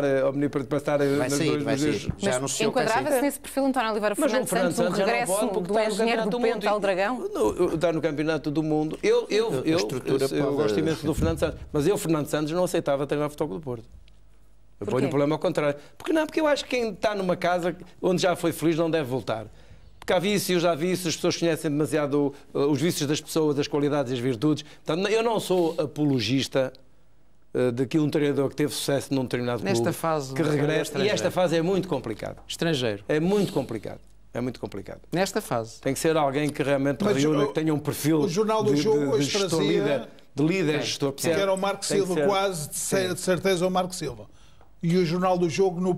mas o Marco Silva é um bom já na altura, quando saiu o Paulo Fonseca, foi quase dado como certo no Benfica. Daqui a 2 anos, qualidades. Mas o Marco Silva não seria, no fundo, o Paulo Fonseca 2, isto é, pode correr bem, mas a verdade é que é um risco. Esse é o problema dos sócios do Porto pensarem que vai acontecer o mesmo que... Mas eu penso que o Porto... Eu escolhi para além do treinador, tem que buscar 3 ou 4 jogadores com muita qualidade. Queres que diga, Manuel? Eu em termos de nacionalidade, eu ainda sou capaz de arriscar um bocado. Eu ia buscar um espanhol. Porquê? Está na moda. Porque é um espanhol. Porque acho que são competentíssimos os treinadores espanhóis, os bons treinadores espanhóis. Mas lembra-se assim algo agora de algum nome? Não, isso não, especular não é muito conveniente, até porque senão extrapolamos aqui e o gajo começa a pedir-me mais dinheiro. Eu, para o Porto, portugueses só vejo 3. E penso que todos difíceis ou impossíveis. José Mourinho, Jorge Jesus e André Vilas-Boas. Atenção, estás a esquecer do Tato, estás a esquecer do Vítor Pereira. O regresso do Vítor Pereira. Mas esse que acredito que não tenha condições neste momento para Bem, passamos para outro tema. Quinta-feira é um dia de decisões para o Benfica. António Simões, expectativas para este jogo em Turim, que vai ser necessariamente diferente daquele do Estádio da Luz? As expectativas são enormes, não é? Parte a parte. É uma eliminatória extremamente nivelada. Há aqui uma segunda parte desta eliminatória muito interessante. O Benfica tem à sua frente este grande desafio de vencer uma grande equipa que é a Juventus. Mas devo-lhe dizer o seguinte, para aquilo que eu vi aqui em Lisboa, em que me pareceu que a equipa técnica criou uma estratégia muito interessante, porque não é nada fácil jogar contra uma estrutura de 5-3-2, sobretudo quando os laterais das Juventus sobem extraordinariamente, onde os laterais do Benfica foram obrigados a subir. Portanto, a equipa do Benfica foi obrigada a subir muito e ter que defender muito alta, mas teve a vitória obedece um futebol de qualidade. Há uma pequena quebra no segundo tempo, em que, de facto, a Juventus faz o golo, mas depois a equipa é muito generosa. Volta, tem uma força psicológica de tal maneira, não só porque obteve o segundo golo, mas porque revelou essa vontade expressa, bem visível, com 2 jogadores que aparecem muito frescos, que é o Lima e o Miúdo Cavaleiro, e mexeram completamente no jogo, e o Benfica ganha esta primeira parte, digamos assim. Mas é um resultado extremamente perigoso. Com certeza que é curto. Em Itália. E de facto vai ser determinante. Não diria a qualidade defensiva que o Benfica demonstra e tem sido muito consistente, muito coerente. É também aquilo que vai ser um pouco o atrevimento de ter que fazer gol. Quer dizer, eu Acha não que vai acredito... ser o jogo mais difícil do Benfica esta temporada? Não precisa de fazer gols. Bom, vamos lá ver, é um bocado subjetivo. O jogo que vem a seguir é sempre só resulta no Porto. É sempre o mais difícil. Mas Juventus não resulta 0-0. Mas eu creio que este jogo com a Juventus é o grande desafio a toda a estrutura do Benfica, ao treinador, aos jogadores, a toda a gente, aos próprios adeptos. Vamos lá ver. Isto é uma final antecipada. Portanto, vai ser um jogo, eu não digo histórico, mas pode ser uma eliminatória histórica do Benfica poder estar presente numa final cujo estado pertence à equipa com quem vai jogar. Portanto, mas eu confesso que eu tenho esta esperança de que o Benfica tem capacidade para vencer este Juventus. Mas, como é óbvio, está tudo em aberto. Tanto pode acontecer uma coisa como outra. Estamos perante uma grande expectativa deste confronto entre a Juventus e o Benfica, numa situação cujo resultado permite ter alguma esperança, mas que é extremamente perigoso. Rui, parece-te que a Juventus vai perder a oportunidade de jogar a final de uma competição europeia que ainda por cima já lhe escapa há tantos anos no seu próprio estádio? Vai ser um... Eu estou com uma grande expectativa para este jogo, porque são 2 grandes equipas, indiscutivelmente. A Juventus joga amanhã e, portanto, vai ser interessante também verificar quais vão ser as opções do António Conte amanhã no jogo da Liga. Da Liga Italiana. A Juventus ainda não é campeão nacional de Itália, mas está a caminho e, portanto, a Roma ter ganho este jogo com o Milan acaba por condicionar um bocadinho, porque a Juventus vai fazer tudo para ganhar o jogo da manhã. Precisa de uma vitória e mais qualquer coisa, e precisa que a Roma perca pontos. E, portanto, eu julgo que a gestão amanhã do António Conte também vai ser, à semelhança do que o Jesus fez hoje, a pensar no jogo de quinta-feira. Portanto, amanhã é importante ver quais são os jogadores que vão jogar. Sendo que o Benfica tem, em tese, mais 24 horas de recuperação, isso pode ser um fator interessante. Agora, eu tenho uma grande, apesar do resultado ser, enfim, é um resultado enganador, complicado numa eliminatória, quando as duas equipas são ambas muito boas. É um resultado que não é um grande resultado. Mas eu tenho uma grande expectativa neste Benfica, exatamente porque eu sinto que vão jogar os melhores jogadores, vão jogar em boas condições físicas, e não obstante perceber que a Juventus tem um excelente plantel, tem uma equipa muito bem organizada, taticamente muito forte. A verdade é que eu acho que o Benfica tem uma boa percentagem de hipóteses de seguir em frente e, naturalmente, ter 2 presenças consecutivas em Turim, que seria ótimo para o futebol em Portugal. E repetiria a presença numa final europeia, claro, depois do ano passado. António Oliveira. Eu creio que o Benfica subscreve inteiramente as opiniões dos meus queridos colegas e amigos, mas reconheço que o Benfica vai ter de trabalhar muito bem, ter a equipa muito bem arrumadinha e, fundamentalmente, tem que ter a mentalidade de que pode fazer e tem que fazer golos na Itália.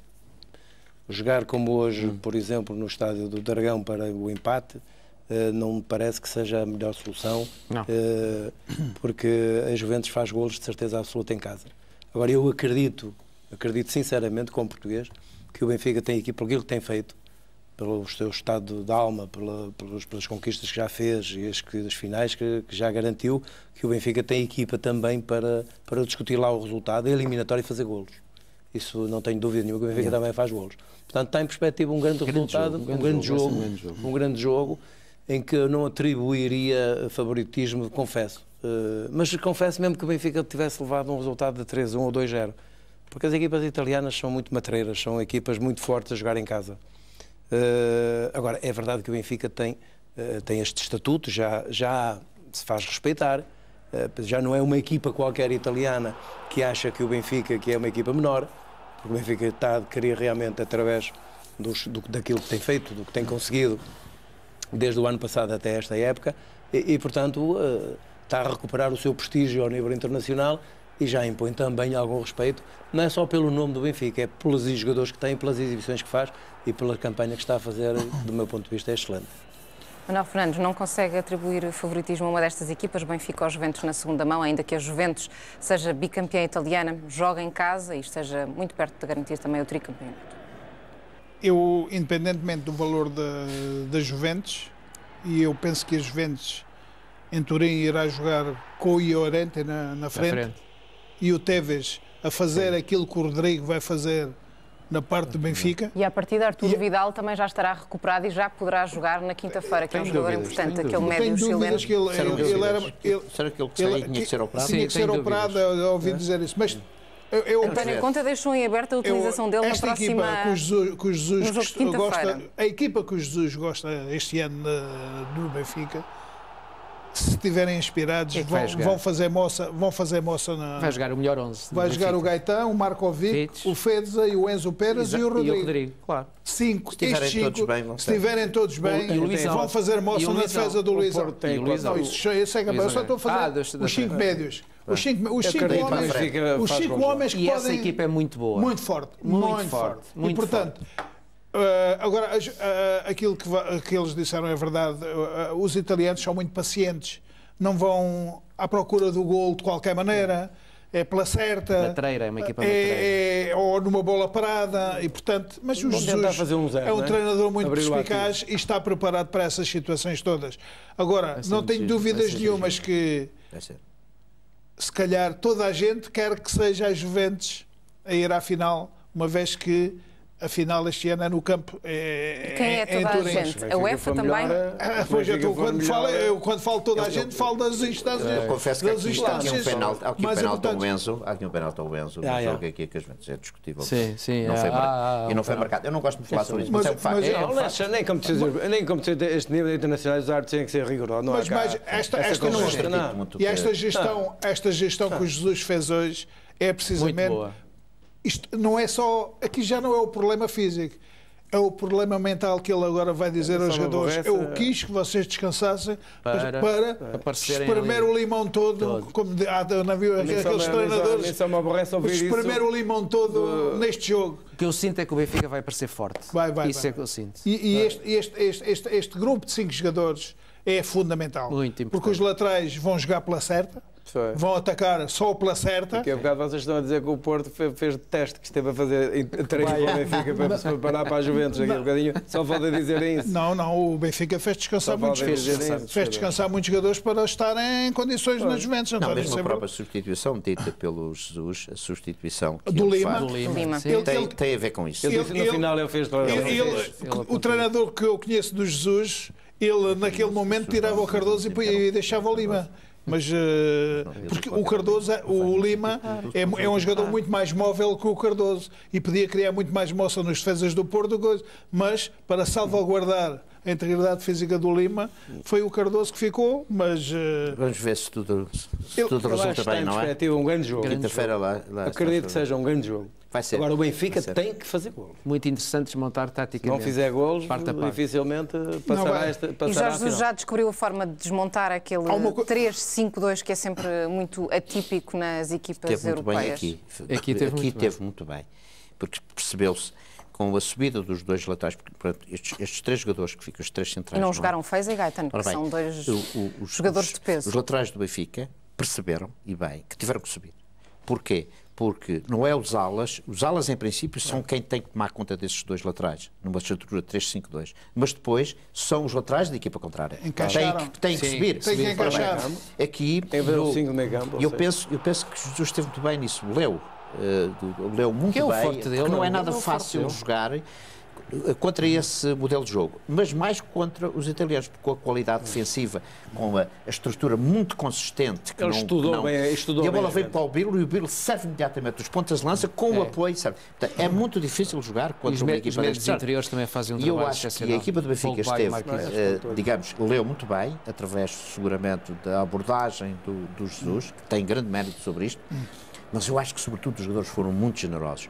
Os jogadores do Benfica, mesmo a partir de um determinado momento em que há uma quebra que se nota, eles vão buscar à mente aquela energia que faltava para fazer aquele golo. E eu acho que este grupo está de parabéns. Eu confesso, eu tenho esperança que o Benfica passe esta eliminatória. Mas se porventura não passar, e que a equipa responda com esta qualidade que tem respondido ao longo de todos os anos, eu particularmente fico, de certa forma, com uma parte de mim satisfeito pela confirmação da qualidade deste plantel e desta época. Porque, de facto, nós estamos perante este último e grande teste, antes de chegar à final, perante as Juventus, sem dúvida. E depois, na final, mas isso já é mais à frente, Rui, encontrar Valência, neste caso Sevilha, que está bem mais posicionado, eles vão jogar, eu penso que as Juventus, jogando com o Llorente, eu às vezes vejo jogos das poucas equipas que eu gosto de ver, é a Juventus. Do futebol italiano, é das poucas equipas que eu gosto de ver. Mas muitas vezes jogam futebol direto. E depois os 2 médios... Os 2 médios é que sobem. É o Pogba e o Marquisio têm um papel... Mas hoje os treinadores estudam isso ao pormenor os jogadores vão totalmente identificar para um jogo.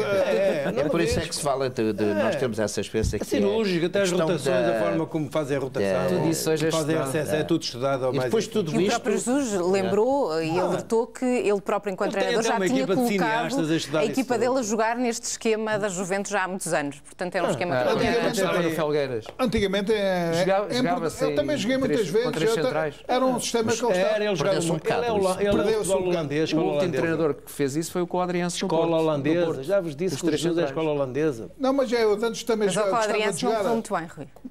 Eu gostava do futebol. Não é um sistema defensivo. Eu gostava. Rui, ao contrário do que se pensa, não é um futebol, não é um futebol defensivo. O 3 transforma-se em 5 quando a equipa defende. Mais nada. O Barcelona também jogava assim. E, portanto, aqueles movimentos são muito interessantes. O Barcelona também jogava assim. É uma grande disciplina. É excelente. Eu joguei muito bem. É muito perigoso quando é mal interpretado. Sim, claro. Tem que abrir muitos espaços, não é? São todos. Tem gente boa compreensão e rápidos. Principalmente os centrais têm que ser todos muito rápidos. Nós estamos a falar aqui de uma coisa que nos obriga depois a nunca minimizar, que é, enfim, todos estes modelos de jogo, tudo isto é muito bem trabalhado. Hoje os meios tecnológicos permitem que se estude muito bem o adversário, sim, etc, etc, etc. Mas eu recordo-me, quando eu vivia fora, havia uma equipa de basquetebol que era o Chicago Bulls, ganhou 6 de 7 campeonatos. Toda a gente sabia como é que o Michael Jordan e o Piper e aqueles gajos todos jogavam. Mas os gajos continuavam a ganhar. Ora bem, o que é que isto quer dizer? Quer dizer que quem é melhor é melhor.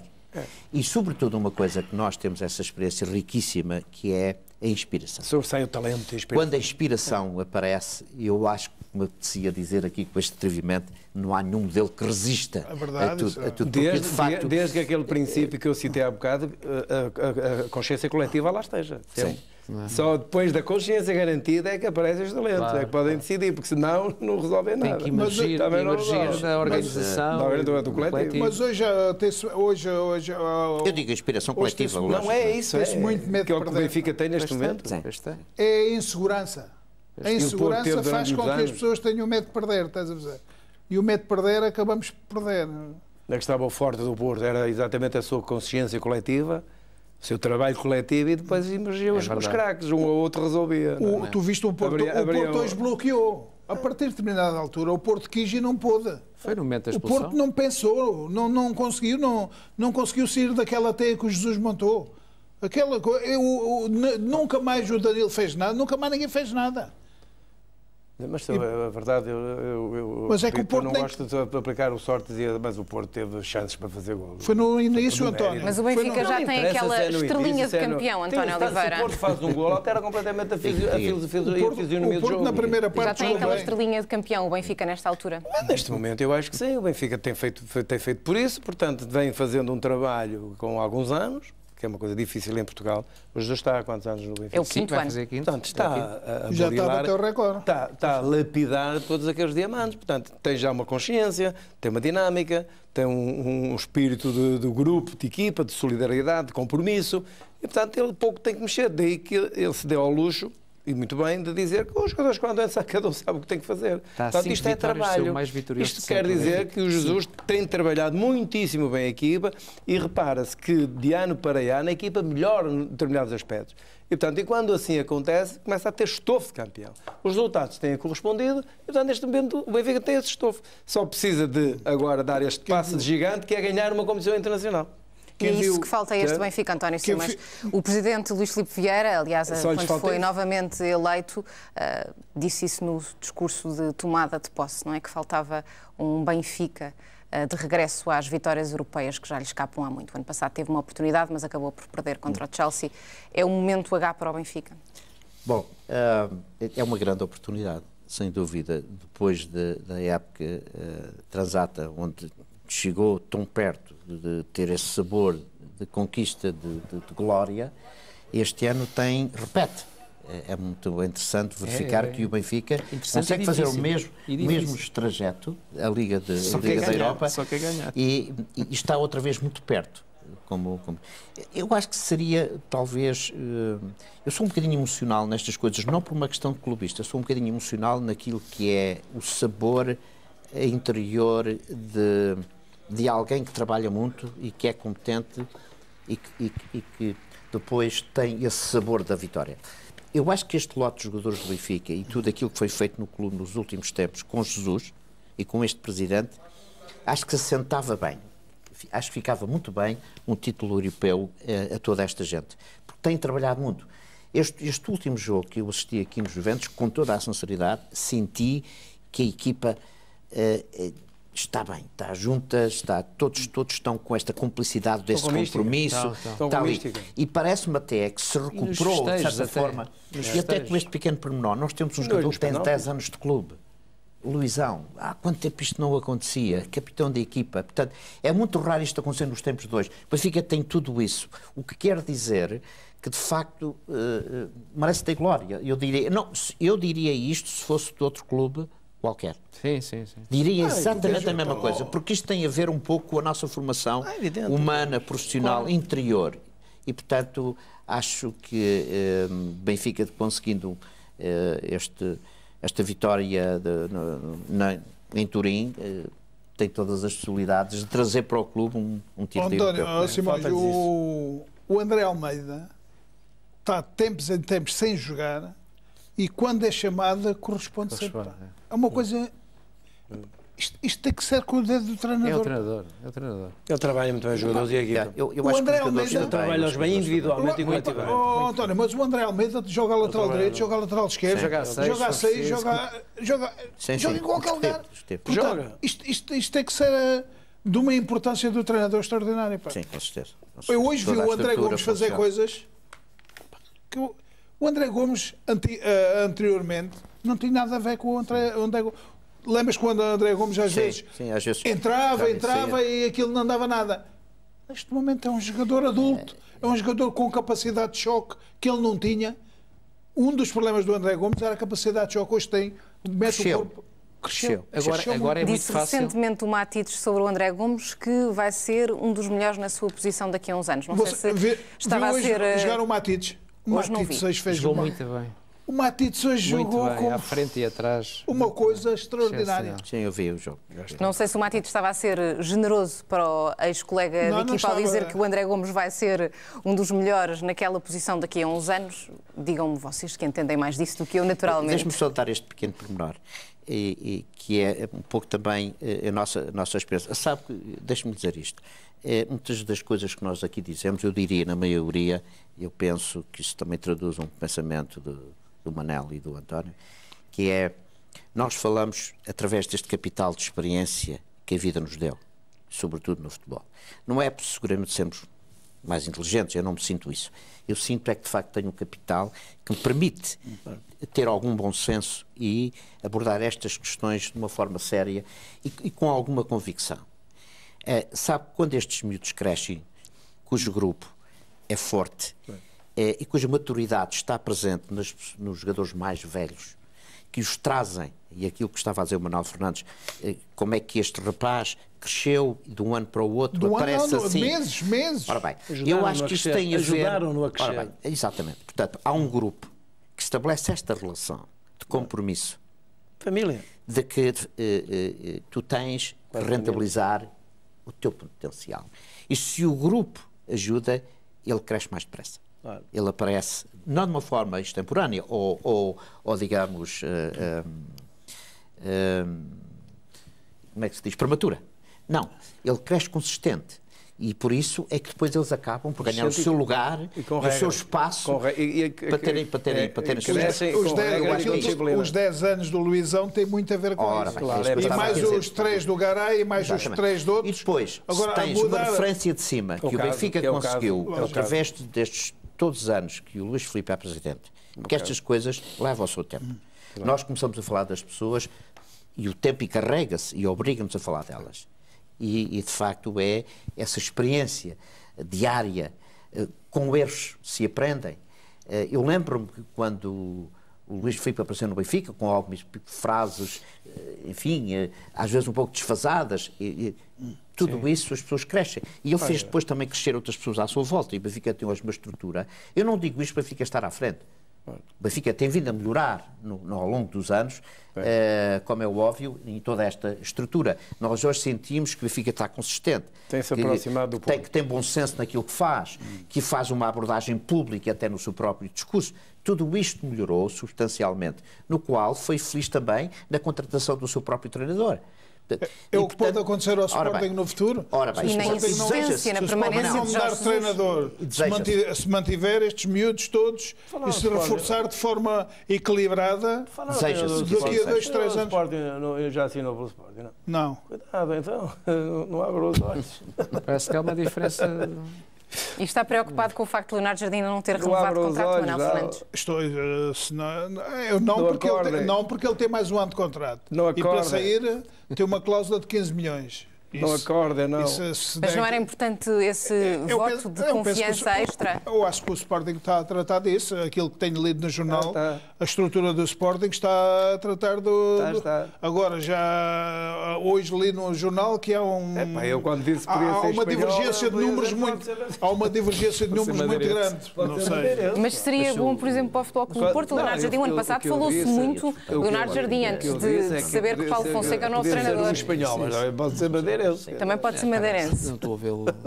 Eu, sinceramente, eu estava aqui a falar com o Rui Santos aqui um bocadinho em off, no seguinte, tenho boa impressão do treinador do Sporting, não só na sua competência, mas como homem sério.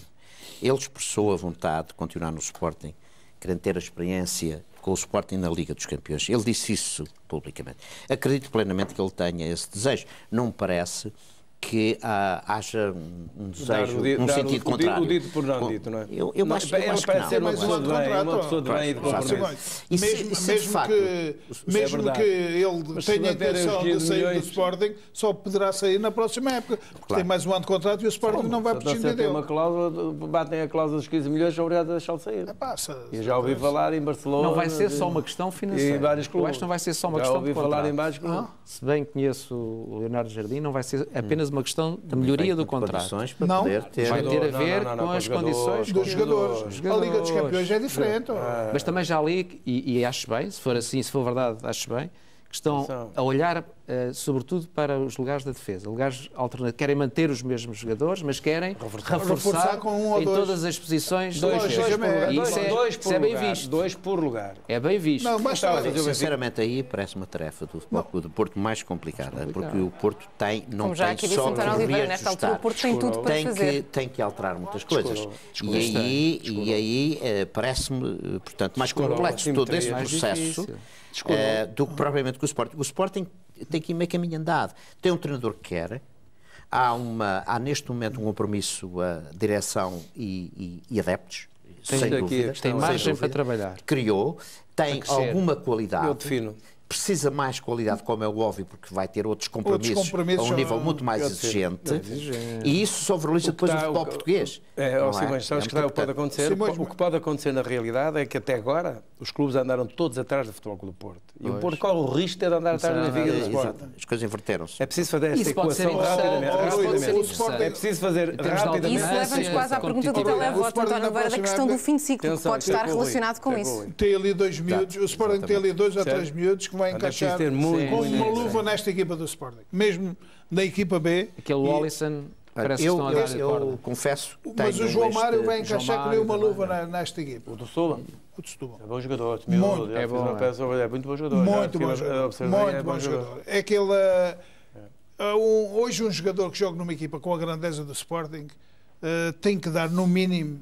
Eu era ponta de lança. Se eu não tivesse um número 10, um jogador por trás, o Oliveira, atrás de mim, a meter as bolas. É uma diferença, o João Mauro, eu vi os jogos, eu acompanhei os jogos todos da equipa B do Sporting o ano passado. 3 vezes para dizer. O João Mário, todos os jogos, dava 5. Isolava os colegas 5, 6 vezes num jogo. Pode estar a jogar mal, mas o último passe é fundamental. Muito importante para a nossa seleção, depois desta participação no Brasil, nós vamos ter aqui temos de ter algum cuidado naquilo que vai ser o seguimento, uma vez que a nossa seleção criou um estatuto já de grande responsabilidade. É importante, jovens, como estás a mencionar, que apareçam. É preciso dar continuidade a este trabalho. E é necessário que haja oportunidade para estes jovens jogarem. Porque, de facto, é uma fornada boa. Esta é uma fornada boa. Mas isso o Sporting tem feito e bem, não é? Ao contrário até do Benfica e do Futebol Clube do Porto, tem descurado um bocadinho mais esse aspecto. Boa agora desta... Não, mas o Benfica melhorou substancialmente. Mas só agora. Na formação... Mas sabe que isto leva anos. Eu vou-lhe dizer com toda a sinceridade, eu estive no Benfica durante algum tempo e foi extremamente difícil criar estrutura, sobretudo na área de prospecção, onde é muito importante, que é onde tudo começa. Claro. Não é quando eles chegam, é antes deles chegarem é que começa. É na detecção, tem que os descobrir. Começa na detecção. É na área do scout. Eu tinha, nessa altura, o Benfica não tinha condições para melhor, não tinha três pessoas no país inteiro, norte, centro e sul. O Benfica hoje tem muita gente, o que é, quer a nível nacional, quer a nível internacional. Isso reduz-se agora, também tem, mas isto levou 6, 7, 8, 10 anos para fazer. Para construir felizmente, esta pirâmide. Tem-se trabalhado muito bem. É uma pirâmide que leva tempo a construir. Bem, deixamos estes minutos finais para falarmos de 2 personalidades que morreram esta semana. Tito Villanova e Hernani Gonçalves. António Oliveira, comece por si. Isto é uma situação um bocado triste para mim, que deve calcular. Portanto, é uma pessoa que eu me habituei a admirar e a respeitar durante todo o meu percurso. Ele foi meu treinador no Futebol Clube do Porto, depois acabou por fazer parte da minha equipa técnica na Seleção Nacional e posteriormente no Futebol Clube do Porto, onde fomos tri e tetracampeões. Tinha uma relação muito forte e uma amizade muito grande. E, portanto, era uma pessoa extraordinária, uma pessoa singular, uma pessoa bem disposta, o positivismo imperava em todos os momentos, era uma pessoa com muito humor, de compromissos, de causas. Evidentemente que é uma perda muito grande para toda a família portista e particularmente para aqueles que lidaram com ele e que tiveram esse privilégio de lidar com ele mais de perto. Portanto, é uma pessoa, do meu ponto de vista, fantástica. Foi sempre um amigo nos bons e nos momentos menos bons. Portanto, uma pessoa com quem eu partilhei há anos da minha vida. Havia uma relação familiar também muito forte. E é uma perda, evidentemente, irreparável. Acredito que esteja bem, porque, honestamente o digo, eu chamava-lhe... Havia um grupo desde o Nuno Brás ao Manel Dias, ao Sérgios, e o grande Bitaites, o grande professor Bitaites, fazia parte desse grupo, que era os príncipes da noite. Portanto, ele viveu como quis viver. Creio que foi muito feliz, porque era isso que ele espelhava em todos os seus movimentos, em toda a sua partilha, em todas as suas conversas, e, portanto, paz à sua alma. Manuel Fernandes. Eu tive o privilégio de conhecer o professor nos meus primeiros tempos de seleção nacional. Era do selecionador José Maria Pedroto e ele trabalhava na equipa técnica e, portanto, era uma pessoa muito bem disposta, era uma pessoa que tinha prazer de viver e de facto, foi uma perda muito grande. As minhas condolências para a família e para o Futebol Clube do Porto, que foi o clube que ele mais representou também. E penso que foi para o futebol, isto é a lei da vida, tanto ele como morreram os dois no mesmo dia, o Tito Villanova, que foi uma pessoa também na flor da idade e quando se estava a lançar no futebol aconteceu-lhe este percalço e, portanto, é a lei da vida. Estava a meio da vida. É a lei da vida e nós todos temos de nos preparar para ela. E desejo as condolências a todas as famílias de um e do outro. Estamos de passagem por este planeta, é a conclusão que chegamos. António Simões, comentário no seguimento do que o António Oliveira falou, nós trabalhamos todos na seleção nacional, tive o prazer de conhecer pessoalmente o professor. Pessoa agradável, simpática, que mesmo nos assuntos mais sérios dava alegria, divertia-se. E isso cria um ambiente extremamente favorável. A alegria de viver era tanta, e o seu sorriso, a sua gargalhada, não se confundia, mas misturava-se muitas vezes com aquilo que era para brincar ou o que era para sério. Ou seja, nós sabíamos que mesmo nos assuntos mais delicados, nós tínhamos alegria. E isso é uma faceta extraordinária dos bons seres humanos, porque não está ao alcance. As minhas condolências à família e também, com certeza, ao Futebol Clube do Porto. 30 segundos, Rui Santos. Bom, as minhas condolências, naturalmente, à família.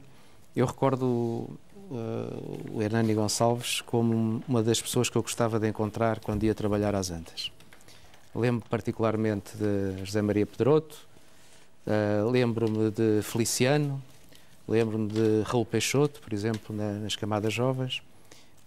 E o Hernani Gonçalves, quer no Futebol Clube do Porto, quer ao serviço do Sporting de Espinho, era sempre alguém que, no nosso trabalho, dava entrevistas excepcionais, com um humor fantástico, uma forma de estar na vida fantástica. É uma grande perda para o futebol, um grande senhor do futebol. Rui Santos, António Simões, António Oliveira, Manuel Fernandes, foi um gosto, muito obrigada.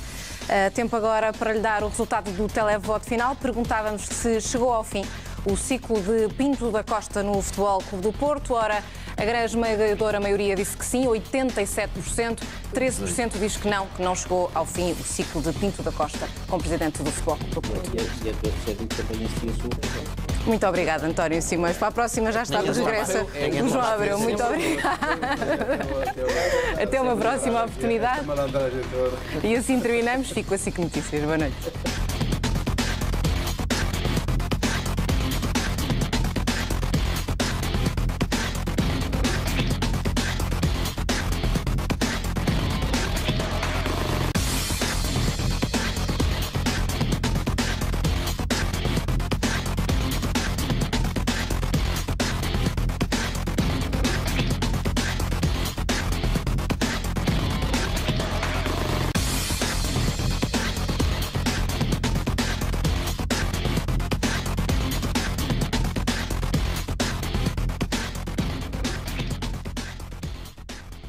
Este programa é patrocinado por Mr. Pizza, sempre tradicional.